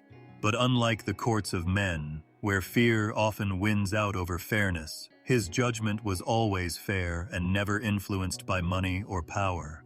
Kings and beggars alike stood in the same light, were judged by the same standard, and were called to the same truth. But if he were just a judge, the visions might scare people. Enoch's writings show us the beauty of the fact that the Messiah is both judge and king. The throne he sits on is not just a place for making decisions. It is also the place where he rules over the new creation. The same voice that condemns evil also blesses the faithful after the verdict is read and justice is done. The shepherd's heart is still there, leading the flock to safety and rest, and the king's hand gives blessings that last forever. His kingship is not based on conquest like earthly empires grow, nor on fear like tyrants rule. It is based on what is right, supported by what is true, and protected by the Most High's eternal decree. During Enoch's journey, he saw angels who had strayed from their posts tremble before him, knowing that they had no excuse for their rebellion. They were told that they could never take authority because it belongs to the one who was chosen before the world was created. In that eternal courtroom, not only were the actions of people judged, but also those of angels. The Messiah was the judge over all. Angels who taught people to be violent and corrupt lost their power, were chained up in darkness, and were left to wait for their final sentence. Their fall showed that he was king, because no ruler of heaven or earth could stand up to his power. His judgment did more than just punish. It brought the order of creation back into balance, putting the universe back in line with God's will. His two roles gave the faithful a very different experience. They didn't come to the throne in fear, but in awe and hope. The king who had interceded for them, cleaned their records, and offered mercy without compromising truth, was also the judge who could show them their deepest failures. The crowns given to the good people were not rewards for their own strength, but honors given to them by their king, who loved to raise up those who stayed loyal even when things got tough. They didn't just leave his presence forgiven. They left as citizens of a new kingdom, subjects of a rule that would never end.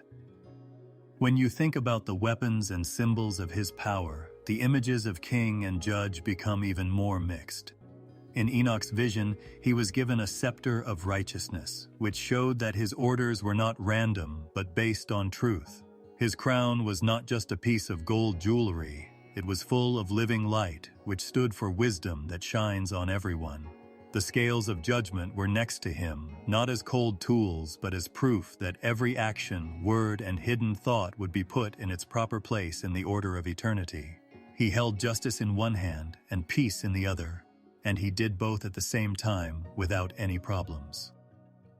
The title Son of Man, which was given to Enoch long before its full meaning was known, connects these roles. He was the Son of Man, which meant he shared in human experience, feeling pain and weakness and being close enough to judge with compassion instead of harshness. But as king, he was more than just a human. He had power that no one else could have. He judged them because he knew them, but he ruled them because he was above them. This paradox, this blending of closeness and transcendence, is what makes his reign fair and kind. The nations were also affected by his dual role. The true king brought down kingdoms that had once been proud, and their rulers were silenced. But the judge spoke for people who had been oppressed for a long time and whose cries had seemed to go unheard. It was the rewriting of history, the changing of power, and the righting of wrongs that had lasted for hundreds of years. The Messiah's throne became the center of a new order. Peace was not fragile and fleeting. It was eternal and unbreakable because it was built on a foundation of perfect judgment. The angels in heaven sang about more than just justice. They sang about kingship, rulership, and mercy. People didn't see the person sitting on the throne as a tyrant. Instead, they saw him as a savior. People sang praises for his judgments and called his reign glorious. When Enoch saw these things, he realized that the judge and the king were not two different people, but one, the chosen Messiah, who was full of light, had eternal authority, and was unshakable in power. He ruled over everything with every word he spoke, and every order he gave was a matter of eternal justice.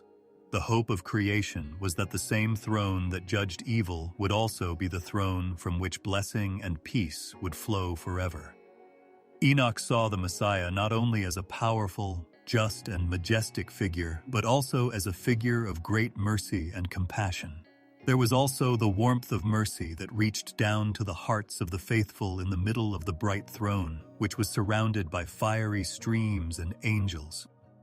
This is what sets the Messiah apart from everyone else in heaven. He is not just a judge who can't be bought off, or a king whose power can't be shaken. He is also a merciful person whose compassion flows like living water. The guilty tremble in his presence, but the broken-hearted find comfort. The rebellious are silenced, but the weak are lifted up. Enoch's visions showed that mercy and justice never fought with each other. Instead, they worked together to shape how the Messiah ruled. For people, mercy is often weak and can be lost quickly when they are angry or when they feel like they have to be fair. But in the Messiah, mercy was perfect, balanced with truth, and could not be separated from justice. His mercy was not a weak denial of wrongdoing. It was the very heart that gave justice its meaning. It was not against his rule to show mercy to those who repented, forgive those who turned back, or to heal wounds caused by sin. These were all ways he showed his rule. His judgments were never cold calculations. They were full of the compassion of someone who sees how weak people are and chooses to save them instead of destroying them. Enoch's writings indicate that the Messiah's mercy extended beyond individuals to encompass entire nations. People who had been lost in the dark, worshipped false gods, and killed innocent people were still asked to turn to the light. The door of mercy stayed open until the last judgment was sealed. Those who humbled themselves were not turned away, but welcomed. The king who could wash away every stain was also the judge who could reveal every secret. The righteous hoped that their mistakes would not condemn them forever, because mercy and justice were like two flames next to each other. Enoch didn't think that the books of record around the throne were only used to condemn people. Instead, he saw kindness woven into the process. The names of those who asked for forgiveness and held on to the covenant of the Most High were not erased, but kept. They were recognized for their wrongdoings, but their repentance allowed mercy to protect them. He was not blind to their sins. He was greater than their sins. He was fair in his judgments, but he was also very forgiving. The angels sang not only of his justice, but also of his mercy, because they knew that without mercy, the throne would bring only despair. People also saw the Messiah's mercy in the way he acted like a shepherd. The Messiah showed mercy to people who were crushed by the weight of life, just like a shepherd cares for hurt sheep by wrapping their wounds and carrying them when they are weak. Enoch's vision showed how gentle his rule was as he led his flock with care instead of harshness. They didn't throw away the lost sheep. Instead, they went after them. They didn't leave the weak behind. Instead, they lifted them up. His mercy was what made his reign strong, because no ruler who hates the weak can really keep a kingdom of peace. His compassion made his authority last forever, and his mercy made his justice bearable. Enoch also saw that mercy goes beyond people and into the order of the universe. There were times when mercy changed the rules, even among the angels. The rebellious watchers were punished for good, but the angels who stayed faithful but had trouble with their tasks were given strength through mercy. The Messiah's throne was not a machine of punishment. It was a fountain of righteousness that brought back to life everyone who wanted to be in line with God's will. This showed that mercy was not a sign of weakness. It was a sign of strength because it fixed what was broken and brought back what was out of balance. The picture of mercy also showed how the Messiah answered prayers and cries.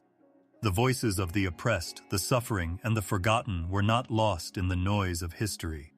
Enoch's vision showed that every tear was seen, every sigh was heard, and every plea was thought about. Because the Messiah was merciful, he was close to the lowly. He didn't rule from afar. He listened to the people's cries, took on their pain, and brought them into the light. For those who thought they were too far gone, mercy said otherwise. For those who were broken by guilt, mercy gave them a chance to start over. In the eternal courtroom, mercy was always there, shaping every decision so that it led to healing and new beginnings. But this mercy was not leniency. It didn't make rebellion okay, and it didn't ignore the cries of the victims. The Messiah's mercy was strong and based on justice, so forgiveness could never mean giving up the truth. Giving mercy didn't mean pretending that sin never happened. It meant dealing with sin in a way that brought life back instead of taking it away. The guilty who hardened their hearts found no way out because mercy does not erase justice. But those who were guilty and turned their hearts towards repentance found hope because mercy is what made justice complete. The balance between mercy and justice was the main point of Enoch's vision. Many courts on earth see mercy as a sign of weakness, a way of bending the rules to show pity. But in the heavenly court, mercy is power because it brings life where death was expected. Enoch saw that the Messiah's kingdom was not one of fear, but one where truth and mercy reigned. People who came into his light didn't feel crushed by their past. Instead, they felt renewed for the future. They had the marks of mercy on their souls, which showed that they had been touched by a love that no sin could break. People from all over the world saw this throne and knew that the ruler of all time was not only strong, but also kind. The fiery streams that flowed from under his throne didn't hurt the good people. They warmed them, cleaned them, and brought them closer. His mercy was like a river that washed away sadness and a light that made despair go away. When you stood in front of him, you could feel both the weight of your sins and the relief of your forgiveness. Mercy was just as present as judgment. This is why Enoch's visions gave people hope instead of just fear.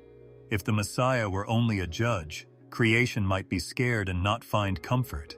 If he were just a king, people might bow down in awe but stay away. But as a kind and merciful judge and king, he made creation trust, love, and heal each other. His mercy didn't take away from his power. It made it stronger by showing that his rule wasn't a tyranny of force, but a reign of restoration. People who entered his kingdom didn't do so by doing everything perfectly.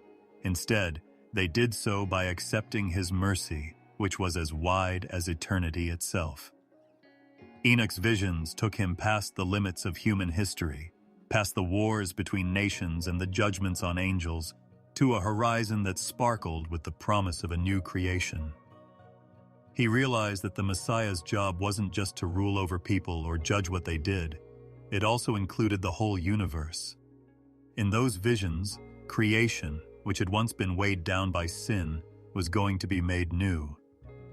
The mountains that had been hurt by violence would heal. The rivers that had been poisoned by blood would run clean again, and the earth itself, which had been weighed down by the sins of people for a long time, would be free to breathe again.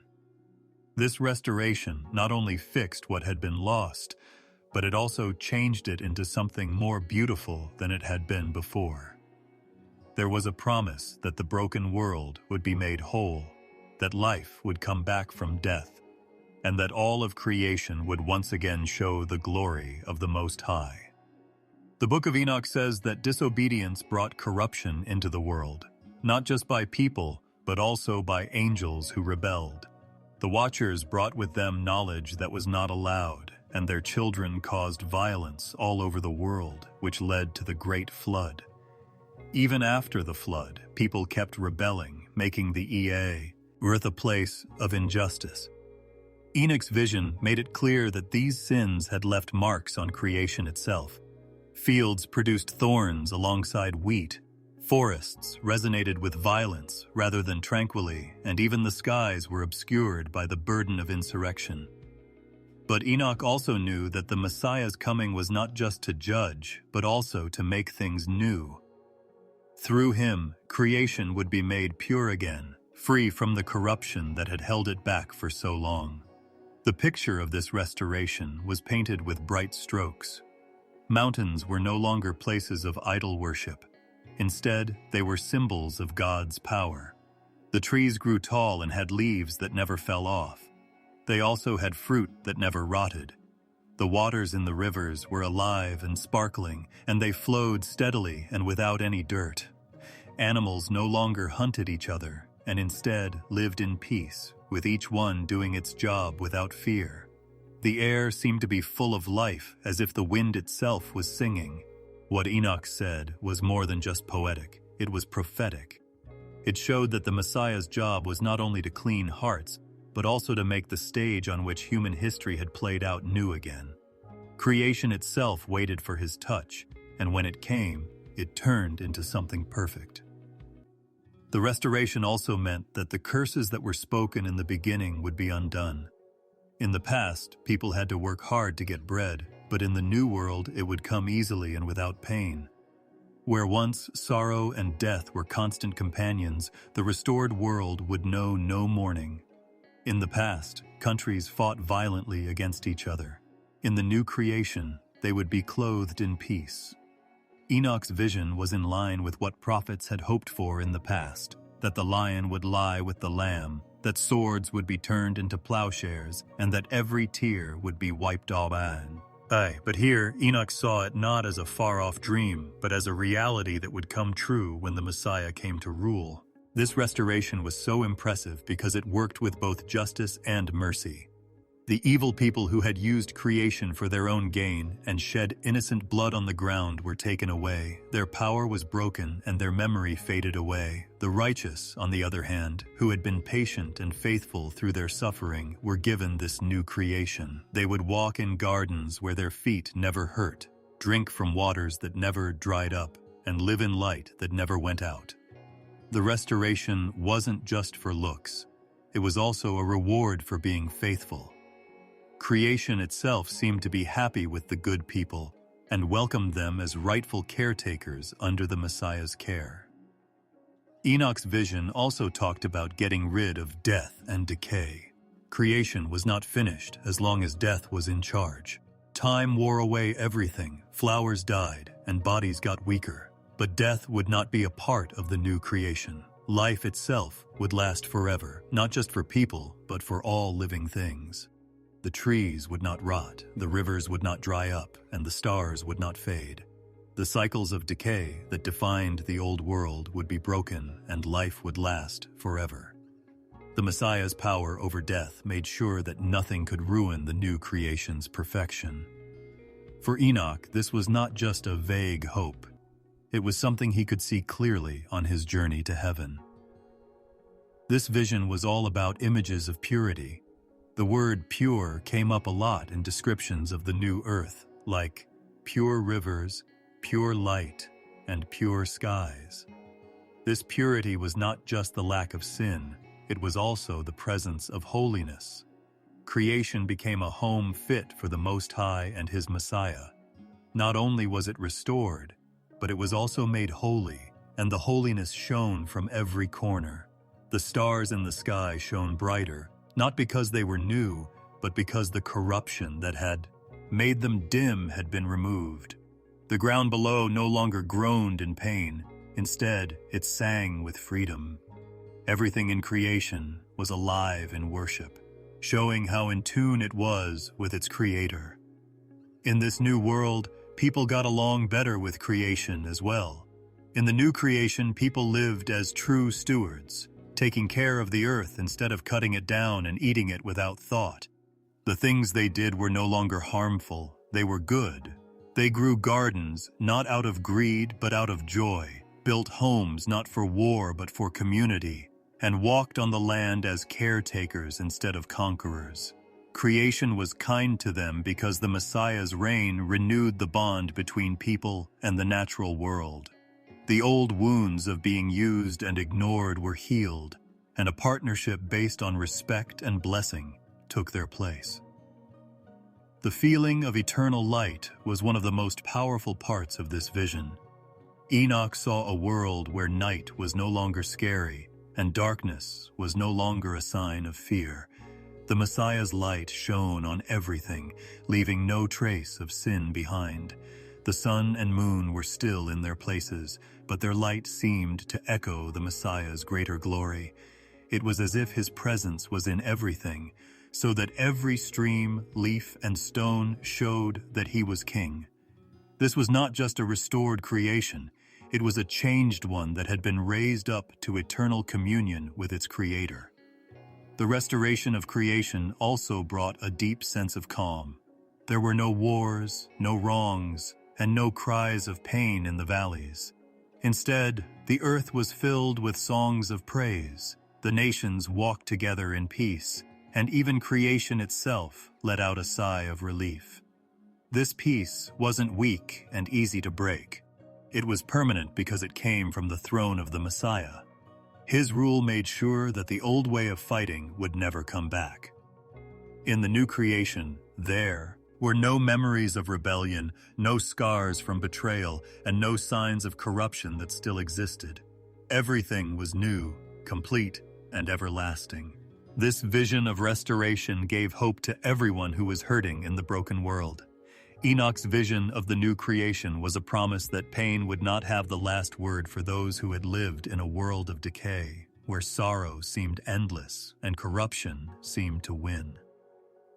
The Messiah had power over angels, nations, and even death.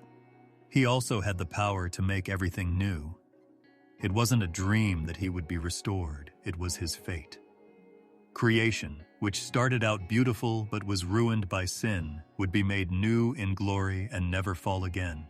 And in this new creation, the faithful would live forever, their joy forever linked to the joy of the Messiah, and their lives woven into the eternal harmony of the restored universe. The voice of promise had echoed through the lives of prophets since the beginning of human desire. The earth was full of sadness and anger, but there were also beams of hope in the darkness, whispers of a deliverer who would come. Each prophet, in his own time and place, carried a piece of that promise, a word that looked forward to a bigger reality that was beyond their own time. Enoch, who was very close to the Most High, was one of the first people to see the figure who would fulfill every promise, vision, and hope for redemption. He didn't see the Messiah as a far-off idea on his journey to heaven. He saw him as the answer to what people had been waiting for so long. This Messiah was more than just a teacher or a king. He was the living fulfillment of the covenantal thread that runs through history. The story of Eden was the first promise. When people fell, there should have been despair, but a word of hope was spoken. The woman's seed would crush the serpent's head. This mysterious but strong prophecy was like a seed planted in the ground of history, waiting to grow into something beautiful. Even though the serpent's power seemed to grow stronger with each passing generation, the promise stayed strong. Enoch's visions showed that this Messiah was the same one who was hidden in that old word and was meant to break the curse and fix what was broken. He was the long-awaited solution to the riddle posed in the first tragedy of mankind, the one who would bring life back to where death had ruled. Later, when the floodwaters covered the earth, God made promises to Noah.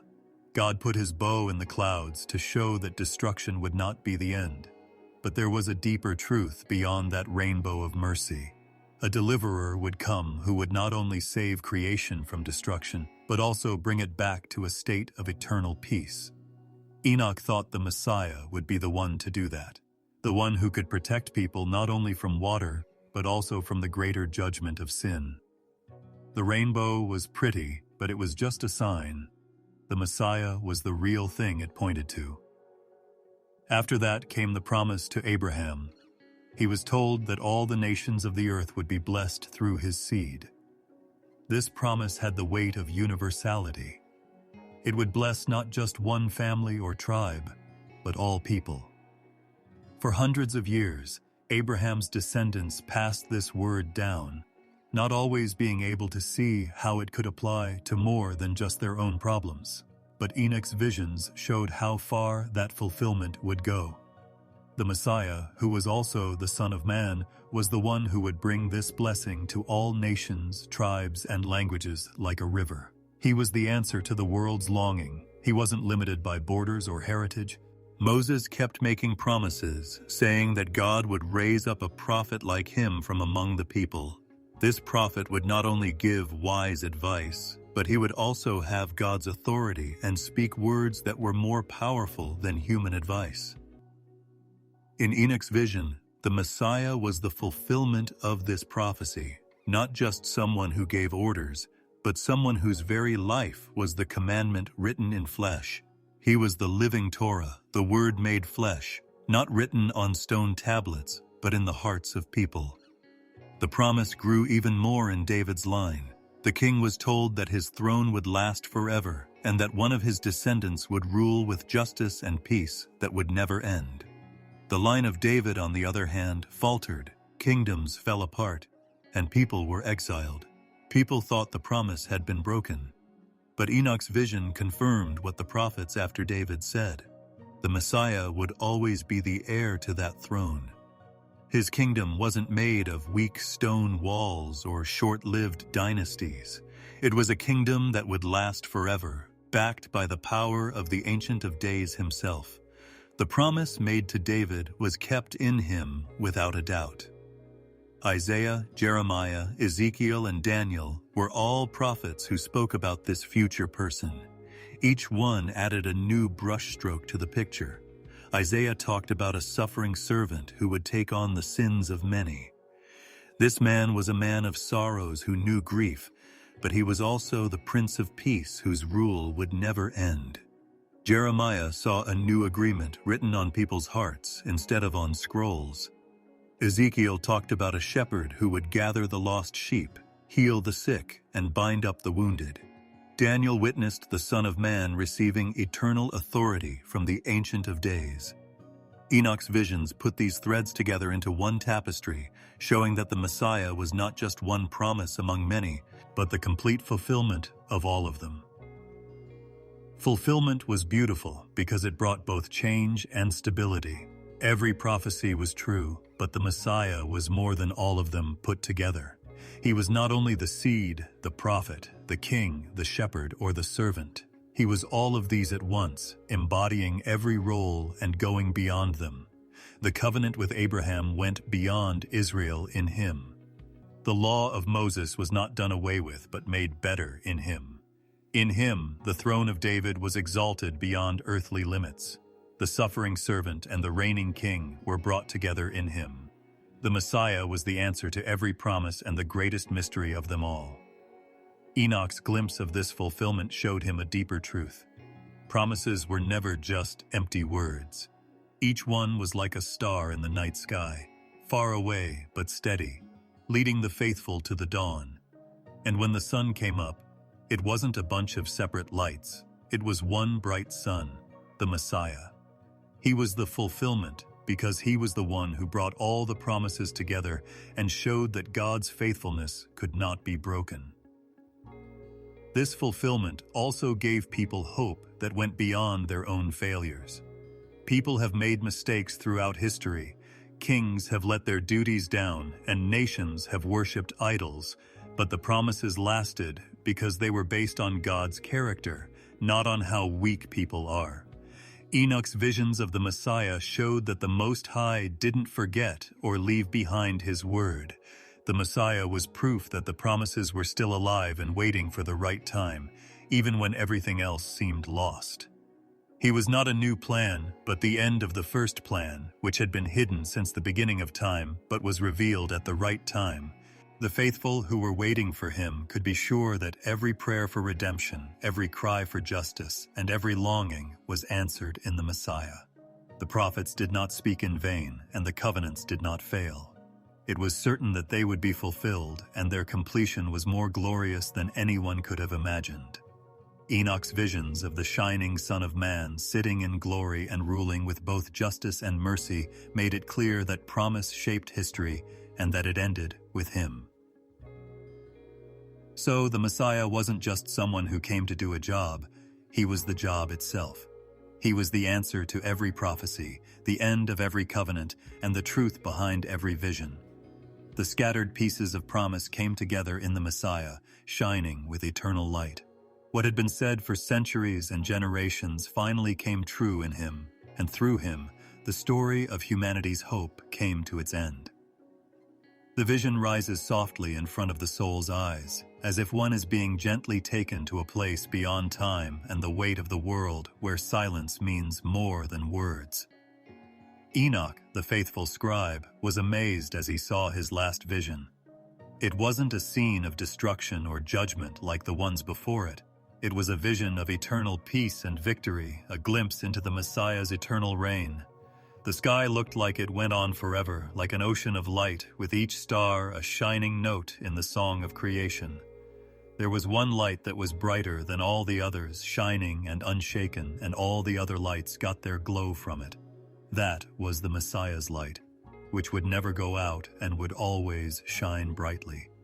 Thrones surrounded him, not competing with each other, but echoing his power. The elders bowed, the angels sang, and the good people raised their voices like a wave coming together. It was as if all the songs ever sung on earth and in heaven came together to form one huge hymn that flowed out in front of the throne. Enoch understood that this was the true heart of history, not the wars, the suffering, or the wandering, but the gathering of all things into perfect peace under the reign of the Messiah. The ages of sadness had given way to ages of happiness, and what had once been broken was now whole for all time. Enoch's eyes were drawn to the faces of the people who were with the Messiah. They were men and women from all over the world, speaking all kinds of languages. They were not wearing the scars of their struggles, but clean, bright clothes. They no longer remembered the tears in their eyes, because all of their sadness had been washed away. The angels, who had served in glory for a long time, looked at them with awe and wonder at how God's love had brought the lowly into his kingdom. The reign of the Messiah was not far away. It was close and gentle, like a shepherd walking among his flock. Everyone's name was remembered, and every wound was healed. Enoch saw rivers of living water flowing from the throne in that eternal scene. The water was as clear as crystal. They walked through gardens that seemed to go on forever, feeding trees whose leaves glowed with healing. The air smelt like peace, as if it were full of rest. Creation, which used to groan under the weight of sin and decay, now seemed to sing in freedom. Mountains were no longer scary, the seas were no longer angry, and animals no longer attacked in fear. The world was back to normal, perfectly in harmony with its creator. It was like the first garden had come back, but not as a weak start, but as an unbreakable forever. But the face of the Messiah was what really caught Enoch's eye in the middle of all this grandeur. It was a face that had both the weight of all judgment and the softness of all mercy. He had justice that was strong and unyielding, but he also had compassion that bent low to lift up the weakest. His crown didn't shine with pride. It shone with humility, the kind that rules by serving and the kind that reigns by giving life. Enoch knew that this was the end of every vision, promise, and word spoken by the prophets of old. All paths of hope had brought them to this eternal kingdom, where time itself bowed down. The countries came together, not as enemies but as family. No borders, no divisions, and no memory of being oppressed. Before the throne, kings put down their crowns, warriors their weapons, scholars their wisdom, and shepherds their staffs. What was left was love, not sameness, but unity. The voices were all different, but they all sang along perfectly with the Lamb's song. Enoch's heart swelled as he saw this harmony. It was the dream of God made real, the tapestry finished. The fallen ones, the watchers, and the rebels who had caused trouble were nowhere near this light. Their fate was already set, and their shadows couldn't cross over into this bright world. Their memory was just a whisper of what used to be, lost forever in the light of the Messiah's reign. It was as if darkness had never really existed. It had not only been pushed aside, but had been undone. There was an everlasting dawn, a day that never ended, and a morning that never ended. Enoch, who had walked with God, knew in this last vision that his journey was over. He had seen judgment, fear, and mysteries that were too deep for words. But now he saw peace. His heart, which had been heavy with the weight of revelation, was now at peace, knowing that the Messiah had put everything in its right place. The scroll of history, which was full of sadness, was now closed and sealed with love that would never end. He felt the same light wrap around him as he looked, as if eternity itself was welcoming him. He wasn't just watching, he was a part of the story, pulled into the kingdom he had seen. Everyone who had faith and trust would share this same fate, to live forever in the light of the Messiah's reign. The vision wasn't just for him. It was for everyone. It was a promise that what was seen in mystery would one day be fully lived. The eternal reign wasn't noisy or restless. It was calm and never-ending. It was the kind of peace that wraps around you like a soft blanket and calms every storm and fear. It was the place that people had always wanted to live, the place where they could rest without having to leave the earth. Enoch saw that this last vision was the end of his longing. There was nothing left to run after or be afraid of, just the steady glow of love that would last forever. Enoch didn't feel sad when the vision started to fade from his earthly sight, because the truth of it was forever etched in his spirit. He knew he had seen the end of everything, and that the end was not death, but glory. The Messiah was king, and his rule would never end. Light would never go out, peace would never end, and love would never die. This was the eternal vision, the last picture painted on the canvas of creation. The story began with wandering, the sadness of autumn, and the chaos of rebellion, but it ended here, in rest, in light, and in the Messiah's unshakable presence. And so, in quiet peace, the last words could be whispered, not with fear, but with comfort. Everything is fine, and it will always be fine.